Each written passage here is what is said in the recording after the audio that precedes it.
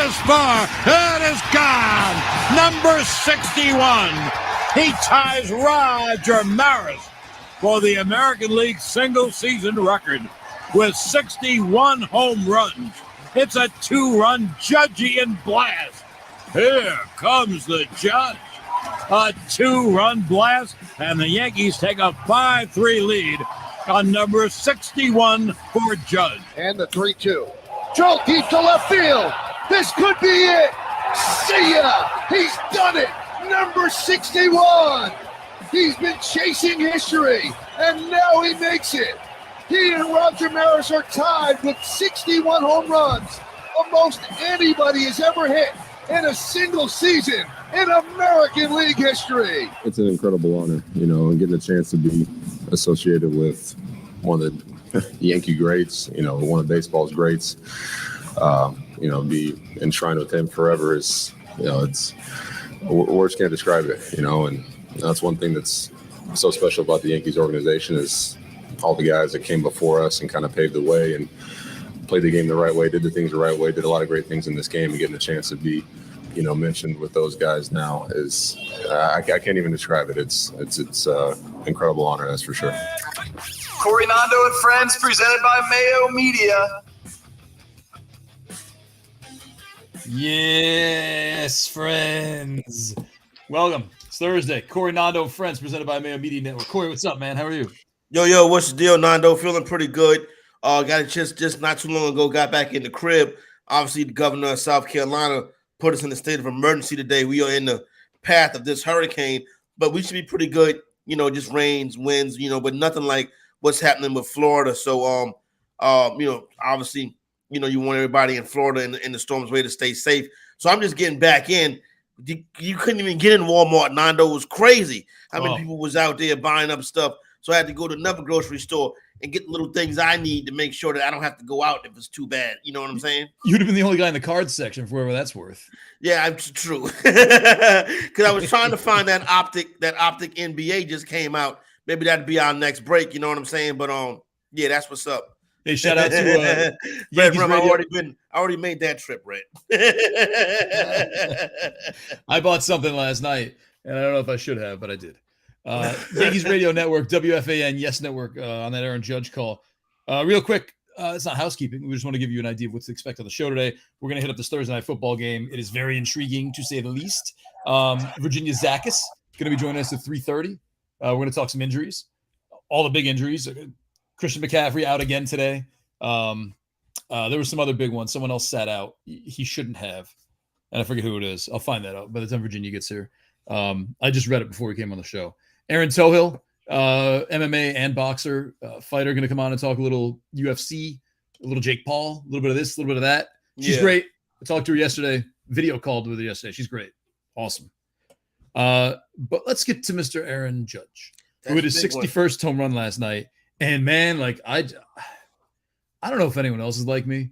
I've never been a huge Michael Kay guy, but when you put Michael Kay next to John Sterling, Michael Kay is like the greatest play-by-play now. Like, that's just the cringiest call.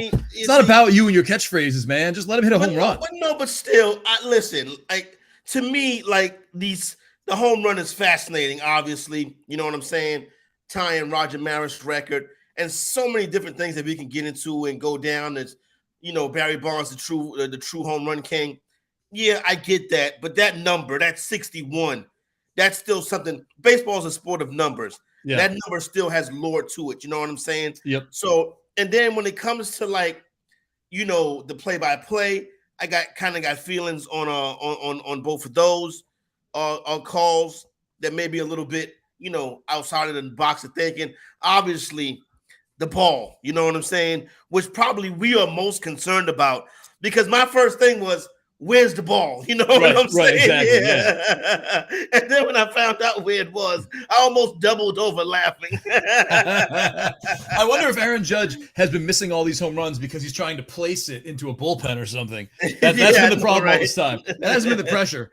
It's been that he's been trying just to hit it just short enough so he doesn't have to pay $1 million for his own property, I guess.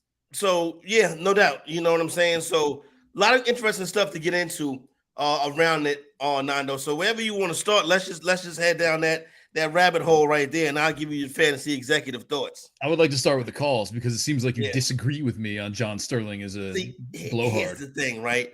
I know how tough Sterling can be with the missed home run calls. You know what I'm saying? With the kind of like the character that John Sterling and Susan Waltman, both of them have become.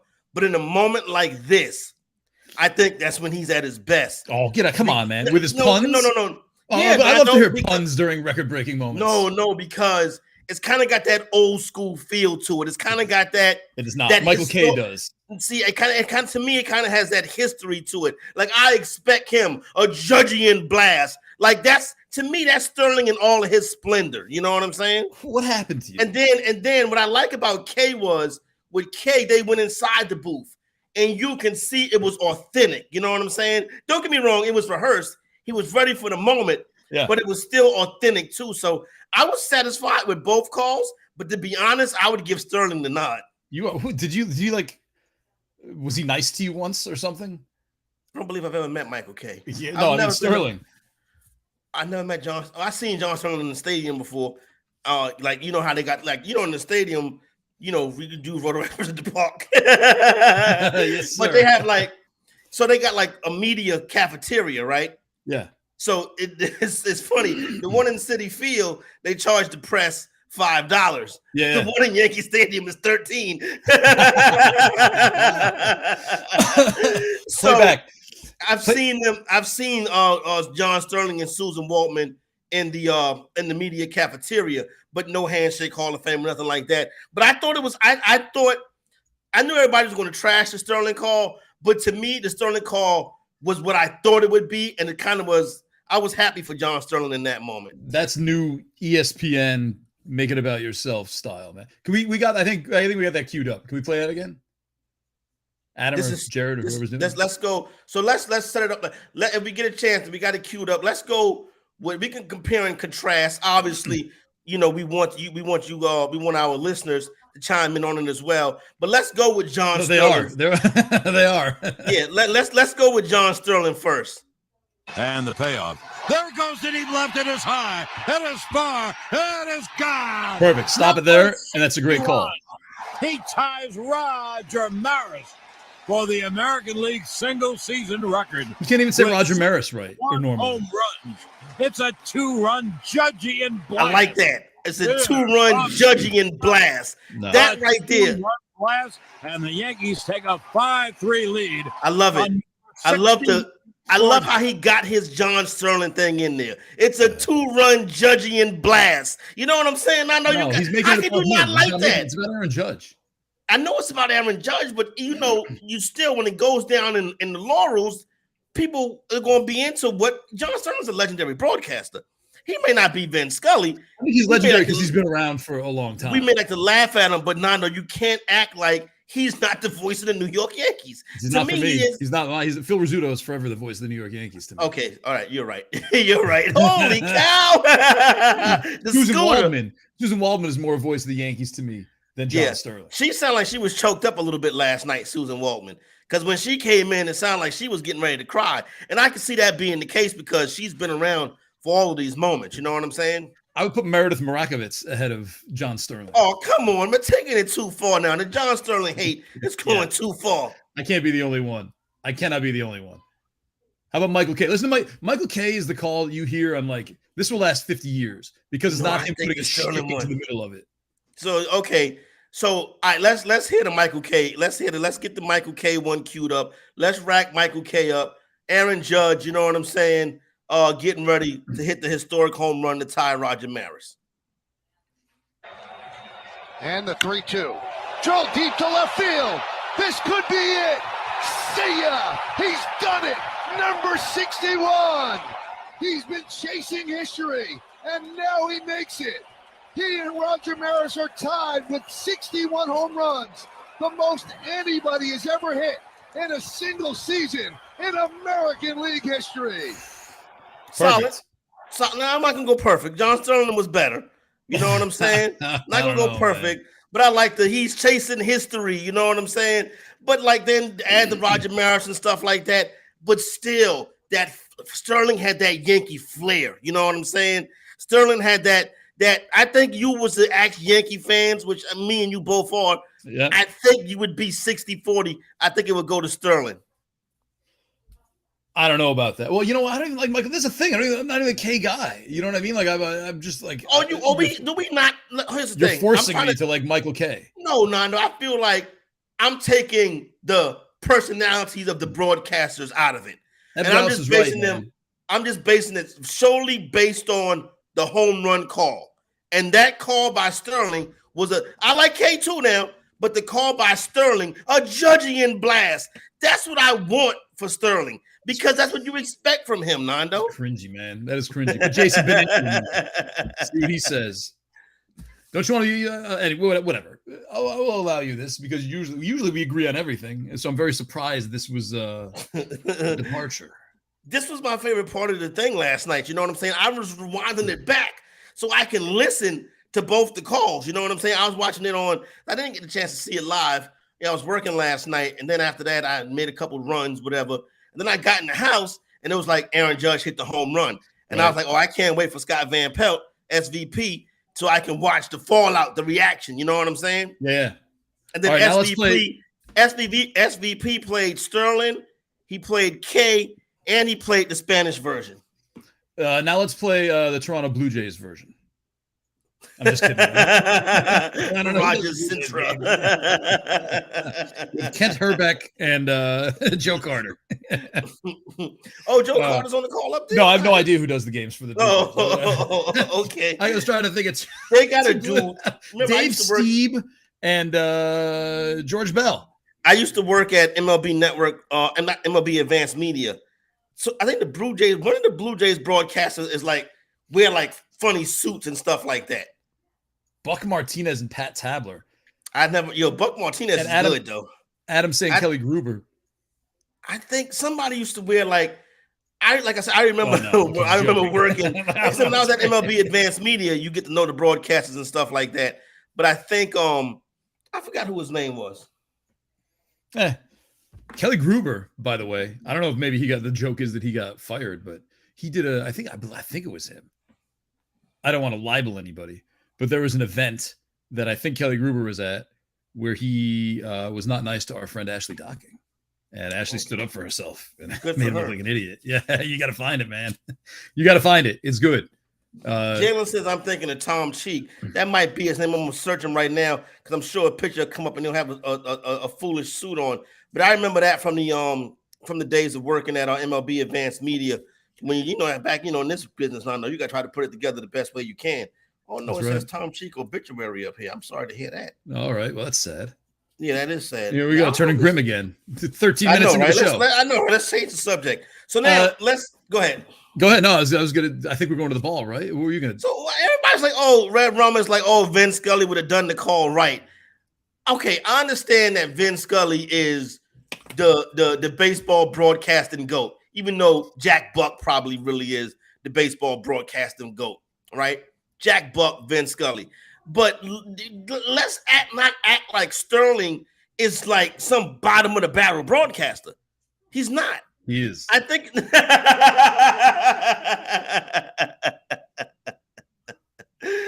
And the reason why we don't like, I think the reason why people feel bad about Michael K is because he loses the New York radio wars. That's why. Does he? I thought he won them. Well, he's got some competition now. Oh, the Craig Carton. This is what it is. Yeah, don't do that, man. Don't do Our that. friend. It's somebody who watches, as somebody who's New York sports talk, whatever. My thing with K is more about he's not the WFAN guy. You know what I'm saying? Right. Whereas opposed to John Sterling, even though they've bounced around to CBS, whatever, 1010s, but he's a WFAN guy. But I don't have a problem with K as calling home runs. I just think John Sterling was a little bit better last night. I give Sterling an 8. I give K a 7.5. What up, Kev? Former J. Kelly Gruber makes inappropriate comments toward female panel host. That's CBC Sports. So we did not libel Kelly Gruber. Texas native removed from Canadian Baseball Hall of Fame's induction festivity. Wow. After his actions during a Pitch Talks panel discussion a day earlier. Yeah. Wow. Inappropriate behavior. OUR, the Canadian way.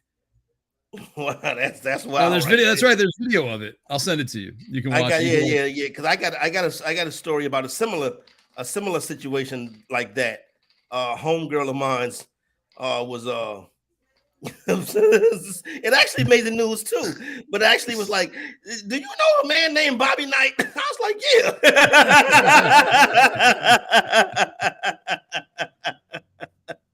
Wait, I gotta send you this link. This is great. On Thursday night, Gruber joined Docking and Barker on stage for what spectators saw would be a breezy interactive chat about baseball as part of a Hall fundraiser. Instead, things turned uncomfortable shortly after Gruber was introduced. The former player picked up a microphone from his chair and pointed across the stage at Docking. "Hey, we don't really need this girl here, right?" He said. Oh, that was crazy. You can't go that far. Wow, that's wild. Yeah, well, don't do that, Mr. Gruber. Anyway, she's fantastic. Let's talk about. Shout out to Ashley. Let's talk about. You want to go to the ball? You want to talk about the ball? Or is that anything? You want to go to ball, or you want to go to Roger Maris comments? Roger Maris comments sounds good to me. Roger Maris Jr. Yeah, Roger Maris Jr. Yeah. First of all, so now we're not gonna see him for another 10 years. You know what I'm saying? Until the next person threatened the record, Roger Maris Jr. gonna go back to living his life. You know what I'm saying? Then a decade from now, you're like, oh, what do you know? It's Roger Maris Jr. at a ballpark watching somebody tie his pops. You know what I'm saying? So you ain't seen him since Sosa and McGuire. This is the first time we've seen him. You know what I'm saying? He looked the same. He hasn't aged a day. You know what I mean? Maris have good genes, man. Midwestern genes. Good. They do. But now the thing is, right? He's like, okay, now if he hit 62, that Judge is the home run champion. No, he's not. The home run champion is Barry Bonds. Yeah. You know what I'm saying? And how many times has Sammy Sosa eclipsed that? Yeah, exactly. And it's Sammy Sosa and it's Mark McGuire. Those are the home run kings. You know what I mean? No matter how much you want to talk this, that, and the third, my eyes saw Barry Bonds hit 74 home runs and the greatest offensive season a baseball player has ever had. 73, isn't it? Yeah, 73. Now, I love Aaron Judge. I'm an Aaron Judge supporter, but Aaron Judge ain't the home run king. But I do think it's a special moment, Nando, when you get to 61, 62. I think those are special moments, regardless of who's the home run king is. You know, that number's been stuck in everybody's heads for so long. You know what I mean? Like, it's once you hit 61, that's something still, you know? Like, you hit 400. Who's going to hit 400 again, ever? Yeah, exactly. You didn't make the record, but you still hit 400. That's a big, that's a number. That's a milestone. Right? Dude skipped out on arbitration, right? Yeah. And then he hit 60-something home runs and might win the Triple Crown. Boy, I tell you what, his name is going to be on the stadium after this season. The most marketable guy in baseball right now. Like, surpass Shohei Ohtani as the most marketable guy. But obviously, the Mets are going to make a strong push. You know what I'm saying? I think the Yankees are just going to lock him up like day after the season ends. They're going to I think you got to go $500 million. For how much? For how many years? 10 years? Yeah, but you go $500 million for a decade, $500 million for a decade. No way. What is he? 28? Yeah. He's a the big back dude. end of them contracts always be ugly. You got a dude making $50 million a year that might hit 14 home runs as a DH. I don't know if they would do that. I don't know if they would do that. I wonder if he would go to like the Angels. You know what I mean? The Mets are going to be the team to make the push because this guy Cohen is going to be like, you know what? Cohen might give him a bill.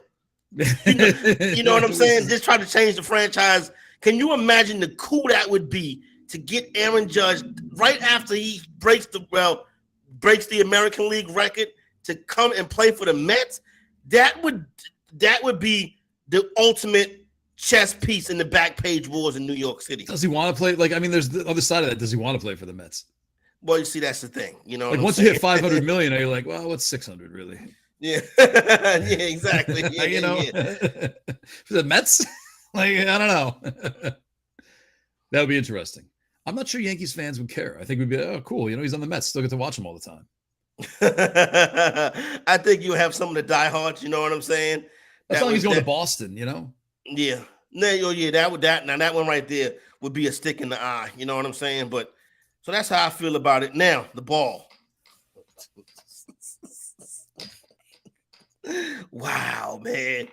Oh, you almost feel like the bad guys won when the ball goes to when the ball went to like a Blue Jays employee. You know what I'm saying? It was like, oh, and then you see everybody was like, oh no, like how could you? Like, yo, I'm surprised man. it wasn't a bigger rush. It was like 5 people nicely spaced. You know what I mean? Like it's not like 12 people climbing over. Canada. You know, Canadians are nice, so they're like, "Oh, the ball is coming." You sure those are Canadians? You sure those Canadians? You're right. That one dude, the one that had the ball, he had on a Bichette jersey. You know what I'm saying? Yeah. And he reached out, and like the ball hit his glove, and then it just bounced down. And he looked over, and he was like, "Oh man, you talk about fumbling the bag." He had the life-changing ball in his hands. 300 in grand? his glove. What was the highest bounty for this ball? I don't know. 300,000? Man, let me tell you something. I'd have been on the streets of Canada. What? I'd have been like with the Canadian police with the big hats. You know what I'm saying? Mounties? The Royal Canadian Mounted Police? Yeah, the Mounties would have came. You know what I'm saying? The Mounties would have came. I'd have got me an Uber, and I'd have been right to the airport, and I'd have been what? I'd have been up out of that joint. Why did stop at the airport? Just take me. Yeah. We're going to South Carolina. Yeah. I'd have been right to Golden Auctions.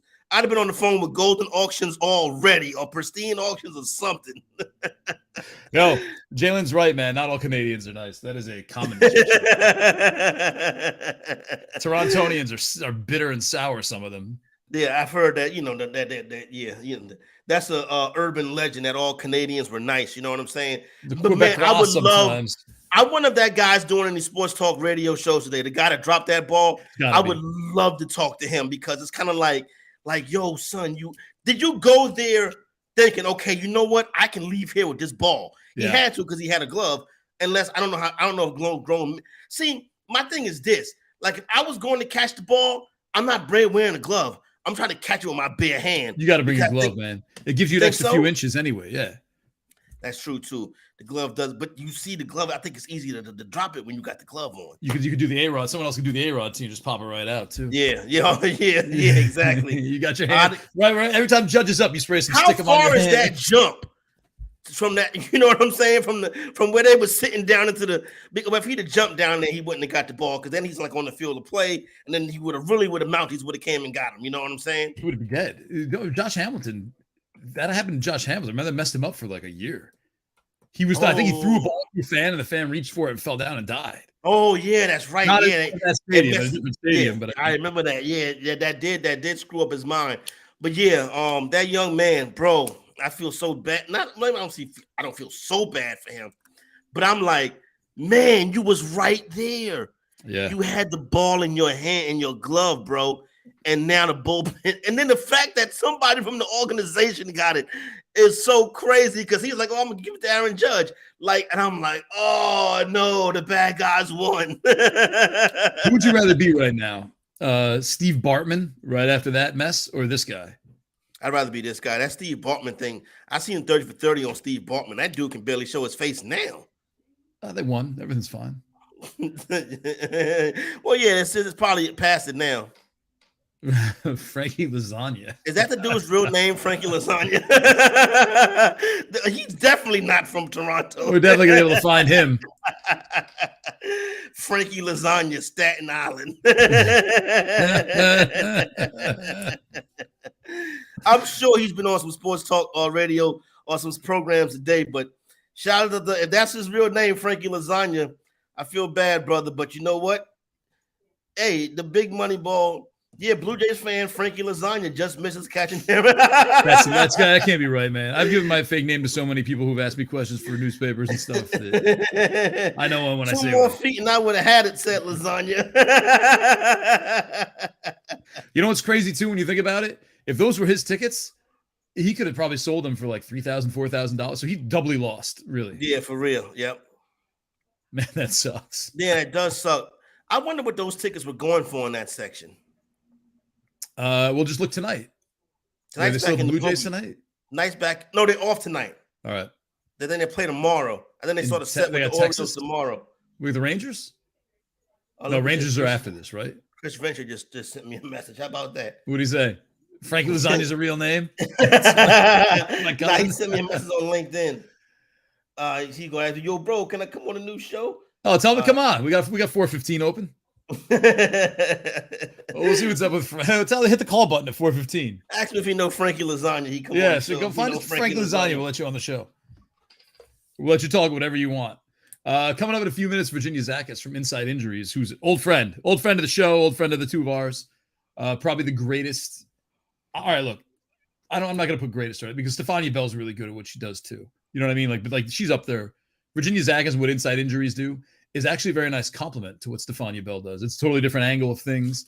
They look at things from a different way. They use a lot of algorithms, a lot of past data. They have real doctors. And I've known her, she's one of the first people I asked to come on The Athletic when we launched the fantasy section because they're that good and they're that interesting. And they've been doing it for 4 years. Nah, so, they do great work over there at Inside Injuries. Dr. A has been a guy, like I said, I've been in his suite at the at Mercedes-Benz Stadium, done great work together. You know what I'm saying? He's got a beard now. Yeah, I seen it. Last time I seen him, he did have the beard. And Virginia's come on and done good work with us too. So definitely have to be talking with her because what she can tell you is okay, these guys might be playing, but they're not fully healthy. So to be careful, you know what I mean? They actually have a number, the health performance score, health performance factor. So Christian McCaffrey would be, if he played, she'll figure out if it's grade 1, grade 2, whatever calf strain. And then she'll be Christian McCaffrey's health performance factor is going to be 47. Yeah. Which means you get 47% of Christian McCaffrey who plays this week. If you wait till next week, it'll be 75. Yeah. And then his injury risk is still very high though. Because if you don't take care of a quad injury, it leads to hamstring and some other stuff. So yeah, exactly. So definitely looking forward to talking to Virginia and seeing what's going on with some of these players. I also put Lonzo Ball on that list. Because Lonzo Ball got this thing where he couldn't run or jump, and I'm this dude is 26 years old. Yeah, what's going on? You know what I'm saying? Maybe it was them big baller sneakers. We just got Nikes, man. Yo, we're gonna find Frankie Lasagna. It's gonna happen. His name is what's the name of the restaurant? You know? Jared's in the background finding it. Oh, okay. All right. Well, we'll see. We'll love to talk to Frankie Lasagna today. You know what I'm saying? Because. Man, fumbled the bag. So, yeah, but I saw something about Zach Campbell yesterday. Yeah. Did he buy out an entire section to chase Aaron Judge's ball? That's Charlie Sheen did that. I don't know if did he? That sounds like satire. I'll look that up. If Zach Campbell bought out an entire section just to have a potential home run ball all to himself, then you would see why the narrative on Campbell is what it is. You feel what I'm saying? But as a matter of fact, you know what, Nando? I took a screenshot of it. As a matter of fact, I took a screenshot of it because somebody tweeted something about it, and then the comments were all negative. They was killing him in the comments. Nando, I know that's your friend, but nobody else really likes him. That might not be true. You know who does? Maria Marino. She was in his documentary. Oh, that's cool. That's right. Uh-huh. Benny Hill. You know, he also has the record for Arkanoid, the arcade game. No, I didn't know. And I think he has the world's biggest rubber band ball. This guy's got a lot going on. You know what I'm saying? And he owns an Italian restaurant. And he owns an Italian restaurant too. Zach Campbell. Wow. I don't think that's true. It sounds like satire, man. This sounds made up. I don't think you can do that. Hey, did you see this $200,000 parlay Drake is sweating this weekend? You know, Drake is us. I care so little about that stuff. But Nando, here's the thing. Champagne Poppy is like us. He collect cards too, right? He's new. No, but he's in it though. He's in it. Champagne Poppy is in it. He collect cards. He put in parlays. He's a fantasy guy. You know what I'm saying? Yeah. Jared, we need to get Drake on the show too. Oh yeah, see if we can push Drake for Frankie Lasagna though. That's our. But I took a screenshot of Drake's parlay this weekend. It starts tonight, so you know what I'm saying. We'll figure it out. I know. Should we break? Should we Yeah, Drake? Should we no, break? not Drake London. Drake, Champagne Poppy Drake. Call me on my cell phone. The guy from Degrassi. Yeah. Let's take a quick break. From the bottom now, we hear that guy. We're going to take a break. Virginia's here. Right, my bad. Let's take a break. We're going to come back. Virginia Zakas from Inside Injury is going to join us. We will talk injuries. She is one of the best in the business, bar none. So stay tuned. We'll be right back. Tell your friends. We'll be right back after this. Corey Nando and Friends, presented by Mayo Media.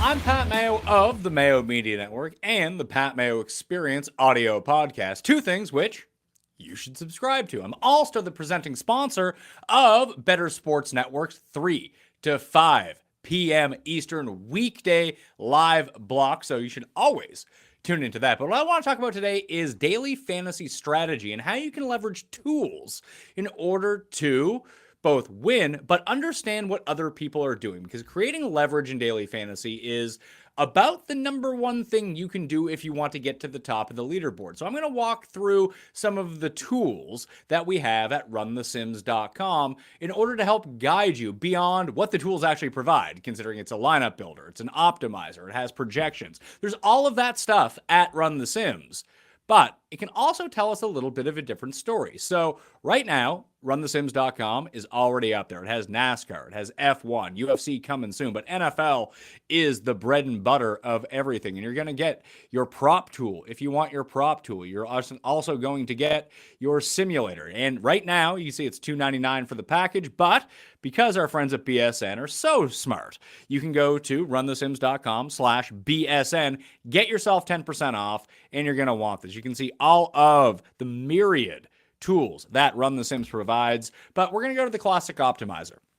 And we're going to show you how you can create leverage in your lineup without doing anything. We're going to make it the main slate of games because, I mean, if you want to run projections for every game, you can use the entire full slate of everything. And you can pick whatever operator that you want. Well, for this example, we use DraftKings. So all the stock projections are in there. You can play around with them any way you want, game by game, player by player. But if you generate lineups and you're someone who plays both tournaments and cash games, this is important because the optimal lineups will show you who the most common players are going to be in double ups, 50-50s, and head-to-heads, and what those lineups are going to look like, because optimal lineups are all going to be very similar. So Jalen Hurts or Daniel Jones at quarterback, you're going to have a lot of Antonio Gibson, Jonathan Taylor, Alvin Kamara, and Travis Etienne. And I'm not saying don't play these guys, but all you really need to do is pick a pivot point somewhere, and all of a sudden you can make your team especially different, especially in higher stakes in single entry double ups and cash games if you really want to go that way.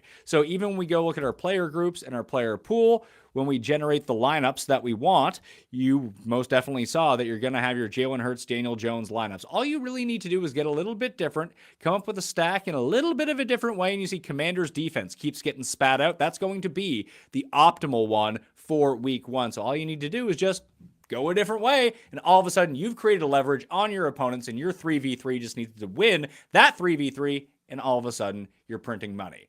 runthesims.com/BSN for 10% off. I'm Pat Mayo.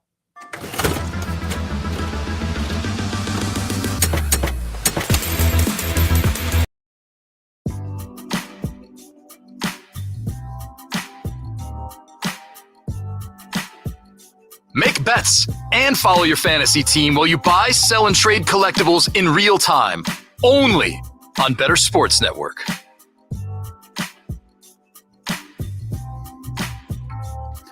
Welcome back, everybody. It's Corey Nando and Friends, presented by Mayo Media Network. Corey Parson, Nando DeFino. Virginia Zakas is here from Inside Injuries, our old friend. Virginia, what's going on? Not too much. It's great to talk to y'all again. Been way too long. Just like old times, right? I know. How's everything going, Virginia? How you been? Been good. Been really busy over at Inside Injuries, but lots of exciting stuff going on. Glad to hear that. So Virginia, I think we should jump in with the biggest story right now. I think Christian McCaffrey, who last week was mocking everybody. He's like, "Oh, if I got a P, you're going to put me on the injury report." And now it's 2 days with the quad injury, which I guess they say he suffered in the game. It's not the same thing that he was the P was covered for the week before, but can you just give us a brief overview of what we should expect here? I know, and feel free to get into, injury risk and health performance factor and like, can this quad lead to hamstringy stuff? Because I've read your stuff. Corey knows your stuff. I don't know if the rest of the world has really been able to truly enjoy what inside injuries can bring to an analysis. Yeah. Now he's missed back-to-back days because he wasn't out there today. So I'm a little more concerned today about his thigh injury than I was yesterday. Yesterday I kind of thought it was like last week where missed day of practice, not a big deal, usually a rest day. 2 missed practices, a little more concerning. But our algorithm is actually still saying that this is a soft tissue injury, so below a grade 1, meaning I'm hopeful that this is not a true quad strain, which would be concerning. Now, McCaffrey was one of those guys that entered the season a high injury risk, but his HPF, which is basically a projected performance, was peak. So high likelihood he gets hurt, but we expect him to perform really well. And that's what he's done so far. Now his injury risk is even higher, but his projected performance for this weekend has dropped to below average. I'm hopeful this isn't a long-term injury, but I do think he has a good chance of suiting up, but probably won't look quite the same this week as he has the last few weeks. Hey, Evan, let me keep it on McCaffrey. I know you don't have a crystal ball or whatever, but do you think he plays in 17 games this season, Christian McCaffrey? No, I don't see any way he plays 17 games. No, there you go. I don't see any way. Yeah. And a lot of it could be that they're more cautious with him this year. In the last few years, they've clearly played him a few times when he probably shouldn't have played. And I think they're going to take a more cautious approach. If they can sit him 1 week for something that he thinks he can play through, but then he gets healthy, I think that's the right decision instead of throwing him out there, risking a more serious injury, leading to another long-term absence like he's had the last few years. Is this, Virginia, is this something that we should be anticipating? Like, well, he pushed himself too hard and now he's got a high ankle sprain, or like now the quad on the other leg is messed up. Like, what is this? What's like the next stop on this train if he doesn't do this right? Well, I think for McCaffrey, it's more, going into the season, I was most worried about his ankles, but it's really his overall body. There wasn't one, we went back and he was one of the players we did a deep review of. Is there one specific body part or injury we're concerned about? In his case, there's really not. He's had a variety of injuries. There doesn't seem to be one main cause. I'm sure they're all related in some way, but there wasn't really a direct correlation between all of them. So for McCaffrey, it's more just something's going to happen. We don't know exactly what. Of course, if this is sort of a very mild strain to that quad, or if there's, some real tightness, if he plays too soon, that can turn into a strain. Quad strains are bad news for running backs, but I hope it's something pretty minor here. I want to talk about Mac Jones right quick. Obviously, interesting give and take between Bill Belichick and the media yesterday. They're asking Belichick on his status. He's saying day to day. Reporter asks him, does he have a high ankle sprain? He says day to day. He goes, I'm not an orthopedic surgeon. You know what I'm saying? He's like, how would you expect me to know? And they're like, well, what did the staff doctor say? And he's like, day to day. You know what I'm saying? And he's not going to give you the goose. You know what I'm saying? But Virginia, as a person who's been watching these games, following sports for a while, they say a high ankle sprain, when it happens, it can feel like you broke your leg. And Mac Jones looked like he was in broken leg pain. You're not Bill Belichick, closer to being an orthopedic surgeon than that. But is it a high ankle sprain? And does it look like a severe high ankle sprain from the mechanism of the injury? Yeah, it definitely looked like a high ankle sprain. The high ankle basically sits just above the ankle joint, and it's where the 2 lower leg bones connect. And when this is injured, it's tough because those 2 bones separate. So anytime you put weight on it, even if it's a pretty mild sprain, it's incredibly painful and it affects all of your lower body movement. So as a quarterback, he can probably return from a high ankle sprain sooner than, a wide receiver or running back. But I still don't see any way he plays this week. Reports have been all over the place. Initially they said he might need surgery on it. Now I'm leaning it's Thursday. He hasn't had surgery yet, so I'm guessing he's not going to have surgery. But realistically, any high ankle sprain, even a really mild one, is going to take at least 3 weeks to fully heal. By video, Dr. A and I were talking about this one actually. It looked to be a grade 2 to 3 high ankle sprain, so a more serious high ankle sprain. Meaning our algorithm is saying that it's going to take at least 5 to 6 weeks to fully heal. Now, he can certainly play before then, but going to hurt his mobility. He's not going to be comfortable. He's going to be in pain.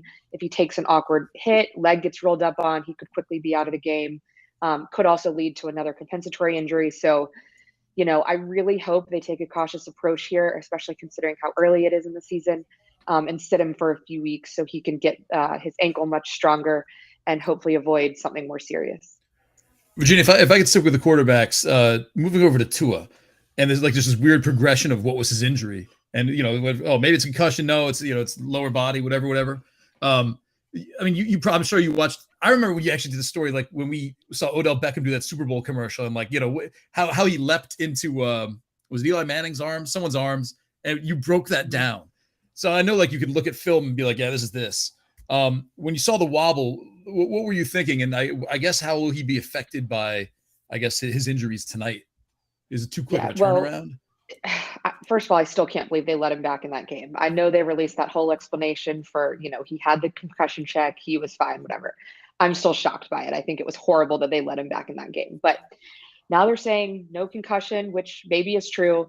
Back spasms and ankle issue. Ankle sounds more like soreness, so not a real concern. A little more worried about his back because that's pretty painful, and obviously it will really affect a quarterback throwing, running, really any movement they make. So, and the fact that they have the short week certainly doesn't help here. So we have him in a high risk category at 24% and a below average projected performance as well. So not looking great for him, but I don't really see these as being long-term issues. Is that like a cortisone shot you give before the game for backs? Like I know there's certain way, but can you do that? Is that if it's like a muscle or something? How does that work to alleviate the pain, or do you not? Yeah, you can. It all depends on sort of the location. Is it muscular? Is it something else going on? But you can get an injection for certain types of injuries. We don't really know any details about Tua, so in this case, I can't say if he's going to do that or not. It's also sometimes when a guy's dealing with a back injury, you might wear some extra protection, a flak jacket or something. I don't think, based on what we've heard, this seems more muscular, so probably unlikely in this case. But all depends on exactly what he's dealing with. Hey, Virginia, I want to ask you about Deandre Swift, because this guy is super duper talented. You down there, Georgia Bulldog, you know what I'm saying? Everybody's seen the kind of talent he has. I think on Hard Knocks, we kind of got a peek behind the curtain a little bit. And I think maybe, they were kind of implicating that, okay, this guy, it's the difference between being hurt and being injured. A football player, everything's going to hurt. But are you injured? What do you think of this latest thing with Deandre Swift? Yeah, I think more than likely he's dealing with an AC sprain to the same shoulder that he hurt last year. He got hurt on Thanksgiving, ended up missing about a month. I think he was out 4 games. I'm worried he suffered the same injury again. This is, the joint where the scapula meets at the top of the shoulder, meets the collarbone. And it can just be really painful, especially as a running back, where every time you touch the ball, you're getting hit by 2, 3, 4 guys. You're falling hard on the ground. A lot of the times you might feel fine going into the game. You can get an injection, help with the pain. You feel okay.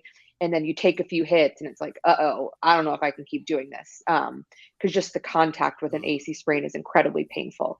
Don't really worry so much about ball security or something like that with a running back. Can also be painful if you reach your arm out. But again, as a running back, you don't have to do that too often. But blocking and then getting hit over and over and over again makes it an injury that's really tough to play through. So sometimes we hear oh, it's a pain management issue, which this sort of is. And you're like, oh, well, suck it up. You're fine. You can deal with it. You're an NFL player. But a lot of the time, it's just not really possible to do that and to play effectively. So given they have the week 6 bye, I do think there's a pretty good chance that Swift is out the next few weeks. But if he does that, our projections show he should be good to go after that. No effect on his performance. That's good. So maybe he's like a trade target then, in a way. Everyone's panicked about him, and then he's going to be fine. Good thought. Yeah. Good thinking, Nando. Dalvin Cook, Michael Salfino wrote a column for us today. He said his shoulder is Velveeta. It seems to be it's just, here we go again. But it also seems to me like Dalvin Cook plays through this and gets 184 yards when he does. Is there anything to that? Or is this maybe it's as you get more, they progressively get worse and you can't play through this anymore? Yeah, Dalvin Cook was one of the guys before the season. We said, stay far, far away from him. This is going to happen again. He dislocated his shoulder a few times last year, and we know that caused a torn labrum in his shoulder. The problem with this is each time you dislocate your shoulder, you're at risk of suffering damage like a torn labrum. When you tear your labrum, that's important for stability. So then you're more likely to dislocate your shoulder again. And it's just a bad cycle where that labrum tear can get worse and worse and worse. It can also lead to other issues in the shoulder, like a rotator cuff tear, gets more painful, more unstable. And each time it happens, you're less likely to be able to keep playing through it. So, it's looking like Dalvin Cook's going to play this week. Maybe he does really well. But I just don't see any way at this point he makes it through the season and keeps playing well and doesn't continue to have issues with that shoulder. Also, he's going to be wearing a brace that's going to limit his mobility, and that can, as a running back, hurt your performance. Virginia still got a couple of football players I want to ask about, and I just hate to sound mundane, just rattling off a name and you didn't break down the injury and stuff like that. So I want to switch it up a little bit. We had NBA Media Day a couple days ago at NBA Media Day. And I remember, last season coming into the year, everybody was very excited about the Chicago Bulls, bringing in Lonzo Ball, bringing in DeMar DeRozan. And then, they were playing well, then Lonzo Ball got hurt. And then he was out, the rest of the year. He never came back. And then I saw a headline where Ball said that he can't even run or jump. And I'm like, man, this guy's 26, 27 years old. How is Lonzo Ball so beat up so early in his career? So kind of is there something very serious going on with Ball? Yeah, so he just had a third surgery on this knee, which is definitely concerning. The first two were for a torn meniscus, so he had his meniscus trimmed. It's basically a shock absorber in the knee. This third surgery was, sounded like they called it an arthroscopic debridement. That can mean a lot of different things. Sometimes it's just cleaning up some loose bodies. Sometimes it's trimming that meniscus again, which, if you have one of these surgeries, not necessarily that big of a deal to trim the meniscus. But each time you do it, you're left with less and less of the meniscus. So less cushion in the knee, less shock absorber. If they had to trim that meniscus a third time, that's really concerning. It also can lead to arthritis, which is, often shortens people's careers. I don't think at this point where, it's time to say Lonzo Ball is done, his career is over, anything like that. I think he could be back realistically probably early 2023. But that at this point, we don't really know what they found during the surgery, his latest one this week. So hopefully we learn more about that and we can provide, a little more detail on what we think is going on. But we do know he's had those two previous meniscus surgeries already, which is concerning, and is probably going to lead to some issues down the road on and off. Virginia Zackus, vzackus at twitter.com. I don't want to keep you here forever, maybe just a couple more minutes, but I did have kind of an esoteric one for you. And it was about Derrick Henry last year, because he's always been run, right? And last year he started getting targets and catching passes.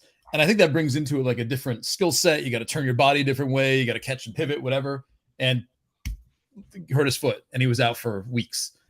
He was just running again this year. And now, I think his last game, he had 5 targets or 5 receptions. Can do it something like that, playing one way for 3 or 4 years and then just switching it up to becoming a pass catching back. I guess changing styles or whatever. Can that lead to that? Could that foot injury have been because he was catching passes and turning and just doing different things with his body? And I don't know why I didn't ask you this last year, but I'm fascinated by that. Why did this just randomly happen after all this time? What's he doing differently? And he was catching passes basically. Yeah, I think that could have a little bit to do with it. I think more than likely the biggest reason that happened is it was an overuse injury, which does tie into being more involved in the passing game, of course. But, his workload the last 3 seasons was just incredible. We really didn't see any other player touch the ball that often. And, he's getting older for a running back. He also, his build is, it's what makes him so good, but I think it also does put him at risk. And then you have a guy like that with his build, also catching passes, doing sort of different moves that he's not used to doing, like you said, running routes. I do think that puts him more at risk. And, those bones and the surrounding muscles just maybe weren't prepared for that kind of workload and that sort of shifting of the foot. So, I hope he's able to bounce back, and he looked good last week. I hope he can continue that. But unfortunately, I think he's one of those guys that can still have some excellent games, can still finish as a top guy, but I don't think he's going to be, the beast that he was for a few years. Before we let you get out of here, I would hate to let you go without asking you, I guess, really about 2 of the top players in the sport, particularly in for fantasy, Jonathan Taylor and Justin Herbert. If you can just, give us an update right quickly on those 2. I know Taylor. I don't know if she practiced today. I know he missed practice yesterday. Could have been out there today. And then Herbert. You know what I'm saying? It's looked like he shouldn't have been out there last week. Mm-hmm. Yeah, Taylor was actually seen back out there today, so that's a really good sign. All right. Not too concerned about his injury. He was a low injury risk. He was one of our favorite targets this year. Now elevated risks heading into week 4, but based on what we know so far, his injury comes with a 1-week optimal recovery time, so not too concerned about him at this point. Now, Justin Herbert, he's dealing with rib cartilage fractures. This is an incredibly painful injury. Generally more painful than just your standard rib fracture. And it can also take longer to heal because there's not great blood flow to that area of the chest. Yeah, he really shouldn't have played last week. This is another one of those injuries that we often say is mainly about pain management, but again, kind of makes him sound like a baby if he doesn't suck it up and play through it. But that's not really how it is with a rib cartilage fracture. Realistically, going to take maybe around 6 weeks to fully heal. But a lot of guys can return and get close to their, pre-injury level by around week 4. But unfortunately, for the next week or two, I don't think Herbert's going to look like himself. So, right quick, you said something interesting. The blood flow in the area. Is that an issue with a high ankle sprain as well? Blood flow in the area? Yeah, it can be. Mm-hmm. It doesn't receive the same blood flow as the lower ankle joint, which you think of when you say ankle. So it can be tough for those ligaments between the tibia and fibula to heal. This is awesome. Virginia Zakis, VZakis on Twitter, at Inside Injuries. You could give her several calling cards, but I think the latest one that I thought you were amazing on was the Chris Godwin. Like, it hasn't been that 8-month mark yet. Over the years, there have been I remember sending it hey, Virginia was right about this. Can we blast this article out, please, on our official Twitters? But seriously, the stuff you do at Inside Injuries is amazing. You're awesome. Thank you for coming on and doing this for us. Yeah, thank y'all. It's been great to catch up. All right, thanks. It really has. Just like we just need a skeleton and everything's back to I know, right? Shout out to Jeff the Skeleton. Jeff the Skeleton, man. Yeah, wherever he is, I hope he's having a good time. Yeah. Thank you, Virginia. Make sure you follow her, VZakis at VZakis. I was about to give you no, don't give the Twitter inside handle. At VZAKAS and at Inside Injuries on Twitter. Check her out and check them out. It's amazing stuff. Thanks, guys. All right. Man, I like talking to Virginia about that stuff. It's pretty interesting. You know what I'm saying? I think now it kind of sounds like Cook and Swift have similar injuries, but Cook is playing. You see what I'm saying? Dude, yeah. Now I get it. You know what I'm saying? Block. Obviously, a running back, you take more pounding than anybody, in the game. You know what I'm saying? Right. And then blocking, too. Very important for a running back on those shoulders, taking on big, linebackers and defensive linemen. You know what I'm saying? So I'm not, poo-pooing Swift's injury, but I just found that kind of interesting. You know what I'm saying? But here's the thing. He could be doing the right thing. It sounds like Cook is really messing his shoulder up, yo. Right. Now there's your toxic masculinity at work. Yeah, I know. Yeah. I'm sorry. I can't help myself. But you know what? Please do not let Malika Andrews get in the chat and come after me. But you are right. I mean, you picked up on this when you were watching Hard. I mean, that's wonderful investigative work. DeAndre Swift might be a little, I don't know, maybe cautious is the word we want to use. Yeah, I don't want to exactly. I'm not trying to call him soft. You know what I'm saying? But yeah, I can see where he's being. I can see where he's being cautious, and you kind of saw it that they feel some kind of way about him because the talent is top notch. Yeah. But you worry about the stuff on the inside, and I understand he's hurt, and I want him to get better. But listen. Maybe this is a buy point, you know what I'm saying, for Swift. So if he's back by week 7, you still got a lot of racetrack left to have Swift. But what you worry about is another injury. You know what? I lost it. Never mind. Sorry. When that happened. Come on, man. What are we going to say? DeAndre Swift, Hard Knocks, Dan Campbell. It wasn't that. Virginia Zakis. I was going to miss an opportunity. Where was I going with this? Oh, man. I hate it. I'll have to listen back and be like, what was I going to say there? You get it tonight, like how I got Gary Williams in the middle of the night last night. Right? Yeah. Oh, Gary Williams. That's who it was. Gary Let me Williams. Text everyone. Handshake Hall of Fame. 11:45. It was Gary Williams, guys. I remember now. we might have a great buy low opportunity on Christian McCaffrey right now. People are panicking about him being out with his quad injury. Yeah. I mean, overall, it didn't sound amazing, but the way she said, like, she expects him to play this weekend. I mean, like. So here's the thing, full disclosure. Yeah. Like, they're saying quad, calf, thigh. She said thigh. Yeah, heard all of that. Virginia said coming into the season, she's worried about his ankle. The text message I got yesterday morning said his ankle's the issue. That's not good then. For what it's worth, you know what I'm saying? We'll see who's right on Sunday. Virginia's injury mailbag is coming up tomorrow, I think, on the site. Okay. It's always chock full of fun. Maybe we'll have more information by then. Maybe so. I don't know. I actually should have looked at the questions people were asking her and stolen some of those for her. We should. I wish the chat should have chimed in. They got questions. They can do. They're free to put their questions in the chat to ask Virginia. Somebody on they're YouTube encouraged. said, is the guy in the middle a Michigan fan? I don't know who's the guy in the middle. It's only two of us. Oh, when Virginia was here, why would they think you was a Wolverine fan, Nando? I don't know. Do I have anything? Is there like a Michigan thing behind me? I don't see no Michigan stuff behind you.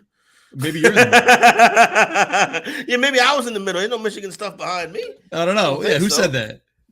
Yeah, I wasn't even looking at the YouTube. Yeah, Gets. No Gets. Michigan. Yeah, well, I don't know. Don't think Anyway, so. we got Aaron Toll coming up. We're going to talk some MMA, some boxing, some Jake Paul.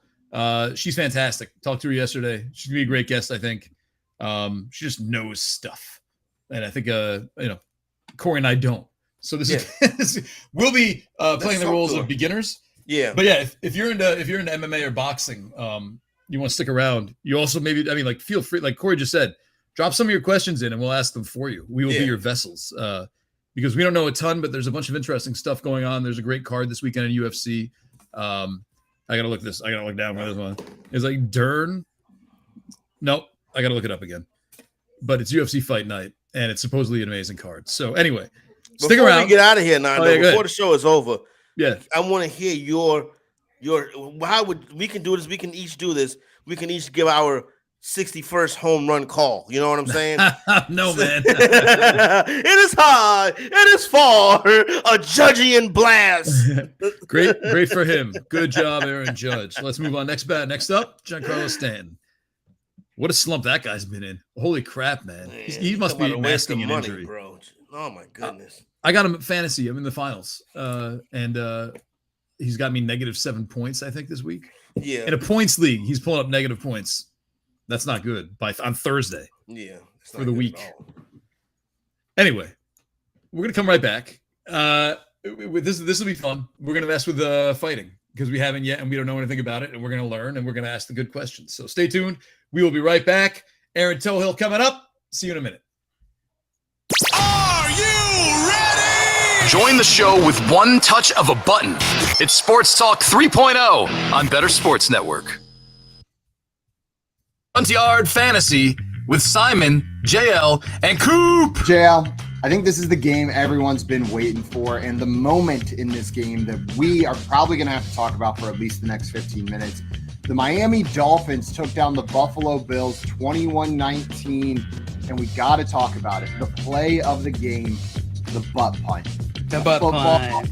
Punted straight into Trent Sherfield's abyss between his legs is where that booty football patootie. It was straight up there. It could not have been aimed better up that tuchus. Like, he just went for it. Like, you look at the picture, shout out USA Today photographer that caught that image, because wow, moment of impact, and you can really see just how well aimed between the cheeks that ball was. And Craig said, did y'all see Mark Sanchez's tweet to the punter?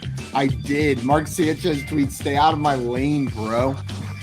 That's pretty good. I love all these self-aware tweets yesterday. Mark Sanchez, Orlovsky, like they're just coming in and like poking fun at themselves. Yeah. That's pretty good stuff right there. Corey, Nando, and friends. Presented by Mayo Media on Bettor Sports Network. Speaking of TV, last night I tried to watch Aaron Judge. Did you watch the K-Rod broadcast? Yeah. So here's the thing. Look, I went to ESPN Plus and I'm like, I want to watch this K-Rod thing because they had Roger Clemens and they had Barry Bonds on. Bonds brought up when Clemens hit him on his piece of armor. And Clemens was like, oh, it was a strike, man. It was a strike. No, like, Clemens was like, if you wear, and I don't blame Clemens, if you wear that thing, right, that piece of armor, and you on top of the plate like that, target practice. I'm going to see if I can hit that joint. And he was, I mean, Clemens, it was a strike. Get off the plate is basically what he said. Yeah, exactly. Get off the plate. Can you imagine the three of them? Like you're Michael Kay, and you're sitting there with Barry Bonds, Alex Rodriguez, and Roger. Three guys who should be in the Hall of Fame and are not. Like who should have been like first ballot slam dunk Hall of Famers. That's the problem with the game. We should get them on the show. All three of them together on this show. That'd be cool. Corey Nando and friends. They're the friends. They're the friends. I mean, why not, right? They seem like nice guys.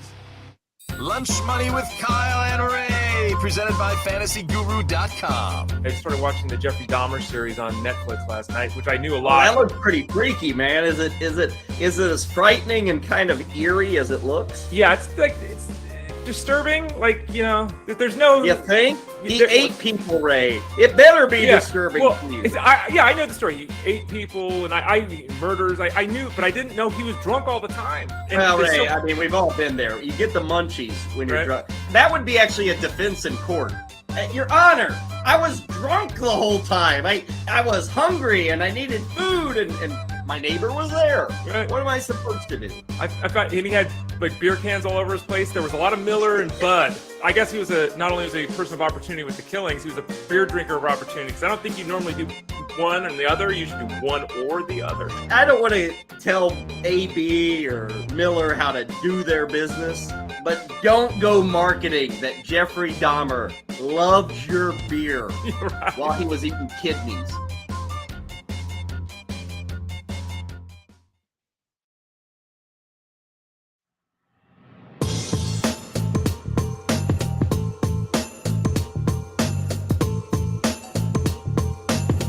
Make bets and follow your fantasy team while you buy, sell, and trade collectibles in real time.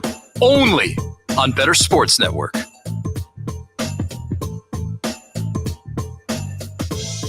Welcome back, everybody. It's Corey Nando and friends here at Bettor Sports Network. Hope you're enjoying yourself. Second hour of our 2-hour adventure together. Aaron Tohill's going to be here in a minute. We're going to talk some MMA. Fight Night 211, I want to say. And some general boxing stuff. Get to know her. I think we're going to have her on a bunch. She's awesome. While we're waiting, Corey, it's game tonight. You got a football game tonight. How about that? Right back at it. You know what I'm saying? Is we start week number 4, interesting contest. The Dolphins of Miami and the Bengals of Cincinnati meet up in the great city of Cincinnati, home of the AFC champion Bengals. Yeah. That number bounced around a little bit. It may have come down. Yeah. Seeing 3.5 across the board right now. I like the Bengals tonight, but 3.5 is the worst number to lay in football. Right. You know what I'm saying? Because that 3 is where the game normally ends at. So you're laying 3.5. Bengals the favorite, right? Yeah, Bengals are a 3.5 point favorite. The Cowboys are 3.5 point favorites this week. Really, if ever, do I lay 3.5? So I'll probably wait for an in-game spot to look. Got a question about Joe Mixon or Aaron Jones in PPR in the YouTube chat. You come in here, download the free app, Bettor Sports Network app, Bettor Network app, and you can rap with us, and you can call us and even that. You know what I'm saying? But we still gonna answer your question, homie. Right. I would go with Aaron Jones. You know what I'm saying? I don't like the way the offensive line is looking right now. Joe Mixon not running well. They need to get that running game going. Probably my only pre-flop bet on this game tonight is going to be T. Higgins over. And I forgot what that number was, but it's going to be T. Higgins over. Whatever it is. Let's say it's 61.5. T. Higgins over. I think there's going to be first of all, we may not have Zavarian Howard tonight for the Dolphins. So I think there's going to be a rush to kind of try to bottle up and double chase. I think Higgins has a big game tonight. You don't think it's Tyler Boyd time? I can see Tyler Boyd as an anytime touchdown scorer. I'm done with anytime touchdowns. That is never again. Until Malik Willis shows up, I'm not playing this anytime touchdown garbage. That's it. It's over, Nando. Yeah, I can't. I mean, dude, what do you think the Dolphins are going to finish as? Like, you think this is a 11-6 team? Is this a 14-3 team of destiny? Like, what's the Dolphins' final record? So they escaped in Baltimore. Yep. They escaped. You look at the box score against the game against the Bills, they got destroyed. The Bills destroyed them and lost the game. So now we have a situation where not only do they play 90 plays in the South Florida heat on Sunday.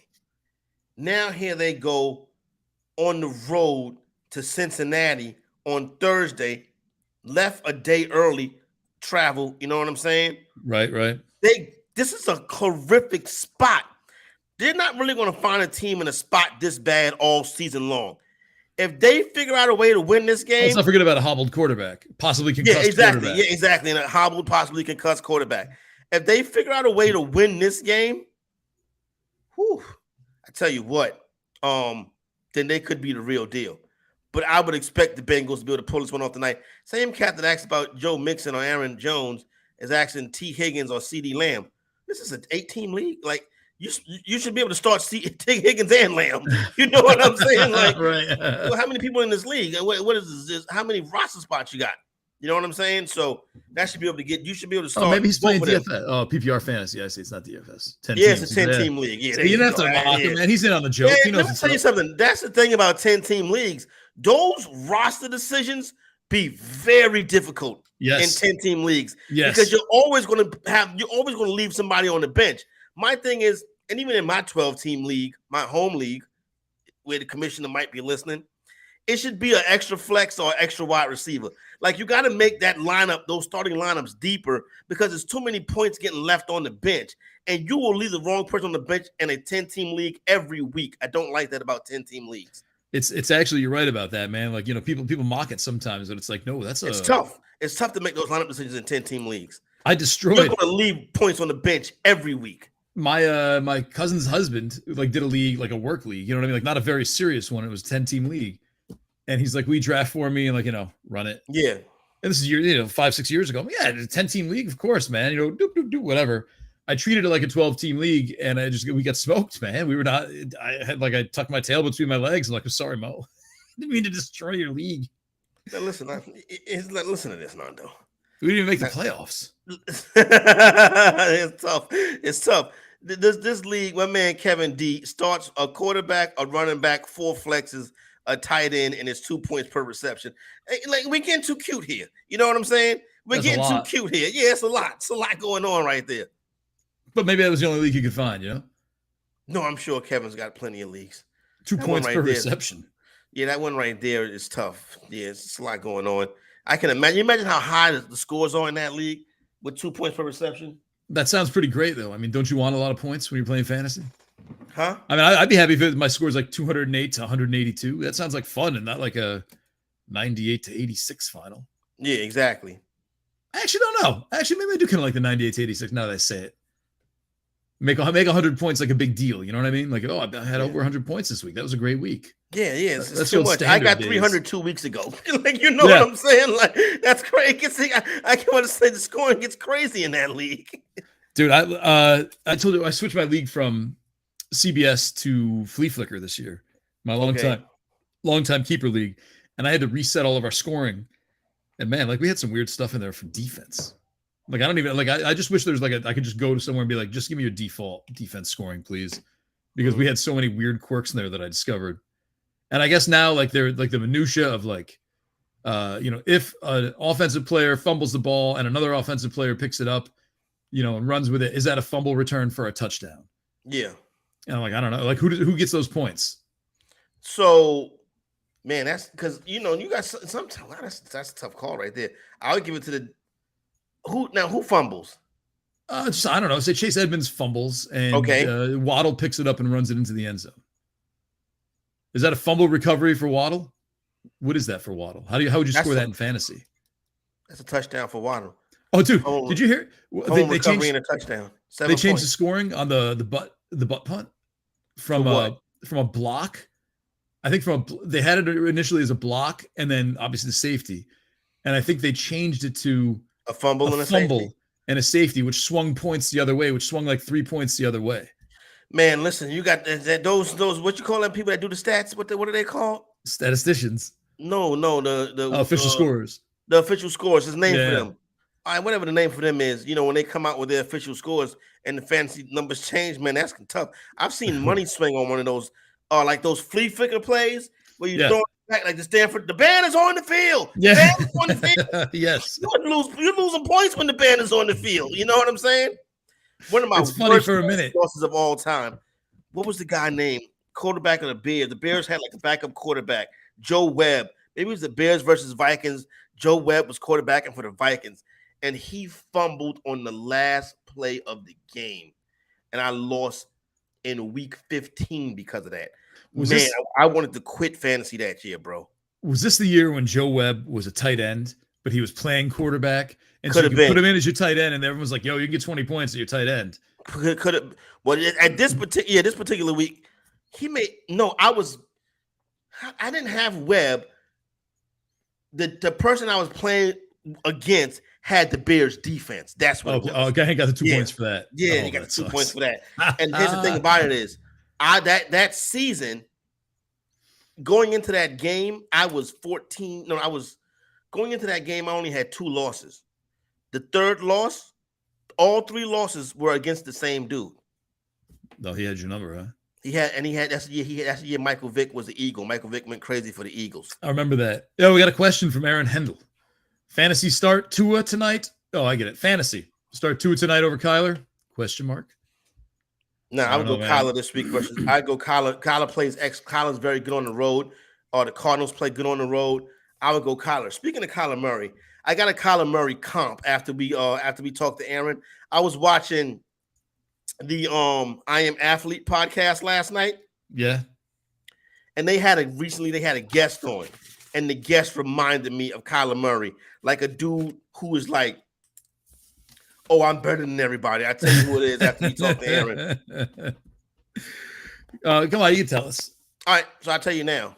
You got to wait for Aaron to go over to the big side anyway until we get her on. Oh, okay. Yeah. So I watching the I Am Athlete pod, right? And I'm watching the I Am Athlete pod, and they had Reggie Bush on. Oh. Yeah. Oh my goodness. And it's just like everything was about me, Reggie Bush, the great high school athlete, the great youth athlete, the great collegiate athlete, the mediocre NFL athlete. You know what I'm saying? And how he had the girls, and he had this, and he had that. And Shady was like, look, McCoy was like, yo, I was, coming up, running back coming up. You know what I'm saying?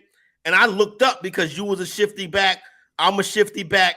A lot of backs back then were plotters, but we were 2 shifty backs. So, I took my visit to USC. You took me in the section, me getting bottles and stuff. Like, they was living good at USC, as you can imagine. You know what I'm saying? So he's kind of Shady McCoy is giving him props. You know what I'm saying?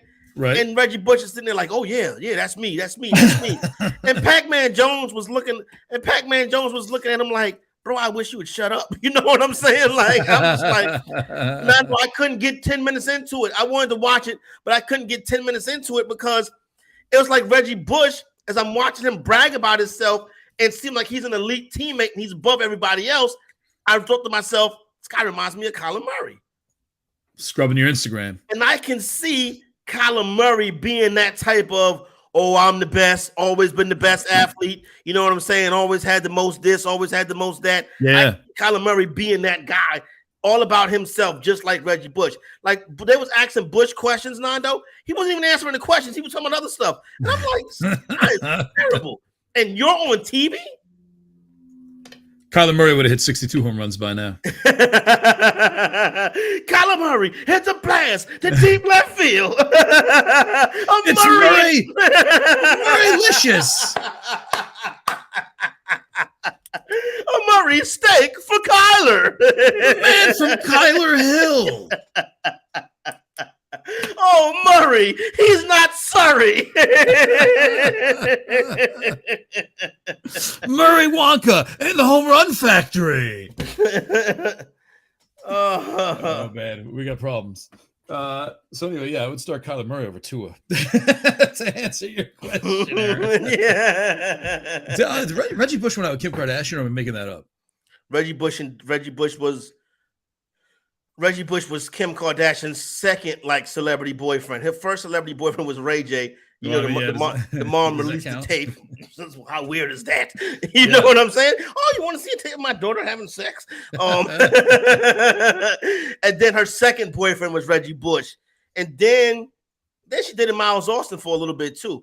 Yeah, I forgot about that. Yeah, she dated Miles Austin for a little bit too. Was it Hard Knocks? It could have been a part. I don't know if she was on there, right? You know, whatever. And then she dated homeboy from the Nets, and then Kanye. You know, so shout out. She married the guy from the Nets, right? She did. They were married for a short period of time. Yeah. She been married. She been married 2 or 3 times. Was there a third husband, or Kanye was the second husband? I have no idea. Yeah.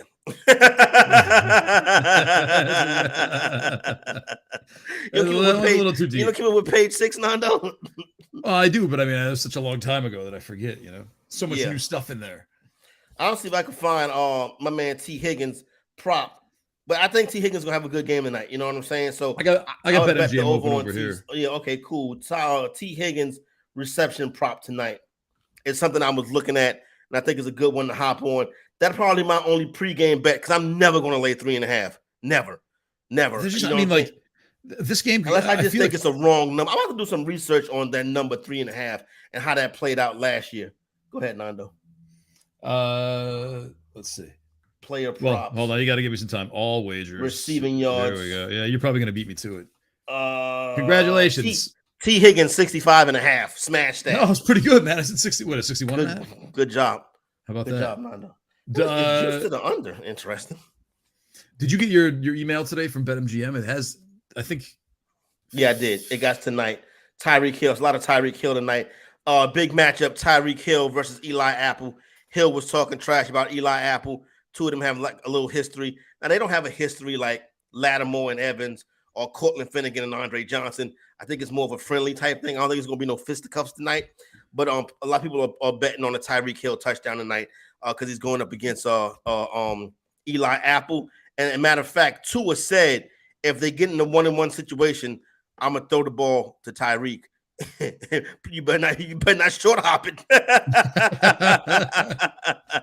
Dude, I don't know what's going. Like, you got a guy with a supposedly bad back, also an ankle injury bugging him. You know, he's not. I mean, he's got a great. I mean, you know what he's going to do. He's going to throw it to Hill. He's going to throw it to Waddle. Yeah. I mean, maybe the coach is schemy enough to be like, let's just throw it to Chase Edmonds all day then. 17 targets to Chase Edmonds today. You know what I mean? Like, it seems like you got to work around Tua's injury. Yeah, it could be, but Tua don't throw the ball far anyway. Tua throw the ball in the flats anyway. That's his game. You may get 2 deep shots from Tua, but he's going to throw the ball in the flat and let the receivers do the work. That's why they went and got those receivers like that, so they can throw the ball, so they can do the yards, so they can get the yards after the catch work. But that's what I mean. That's the plan this entire time. And look, I know a lot of people say Tua doesn't have a good arm, but I think he does. Brandon Howard said something good in a column like. Brandon Howard is a Tua supporter. Brandon Howard is a Tua stand. So, you know, and don't get me wrong, Brandon is great. He breaks the game down excellent, but he's a Tua stand, full disclosure. You know what I'm saying? But all these guys are going to draft Tua. All these teams are going to draft Tua high and then be like, oh, he doesn't have any arm strength, though. Like, you got to have it.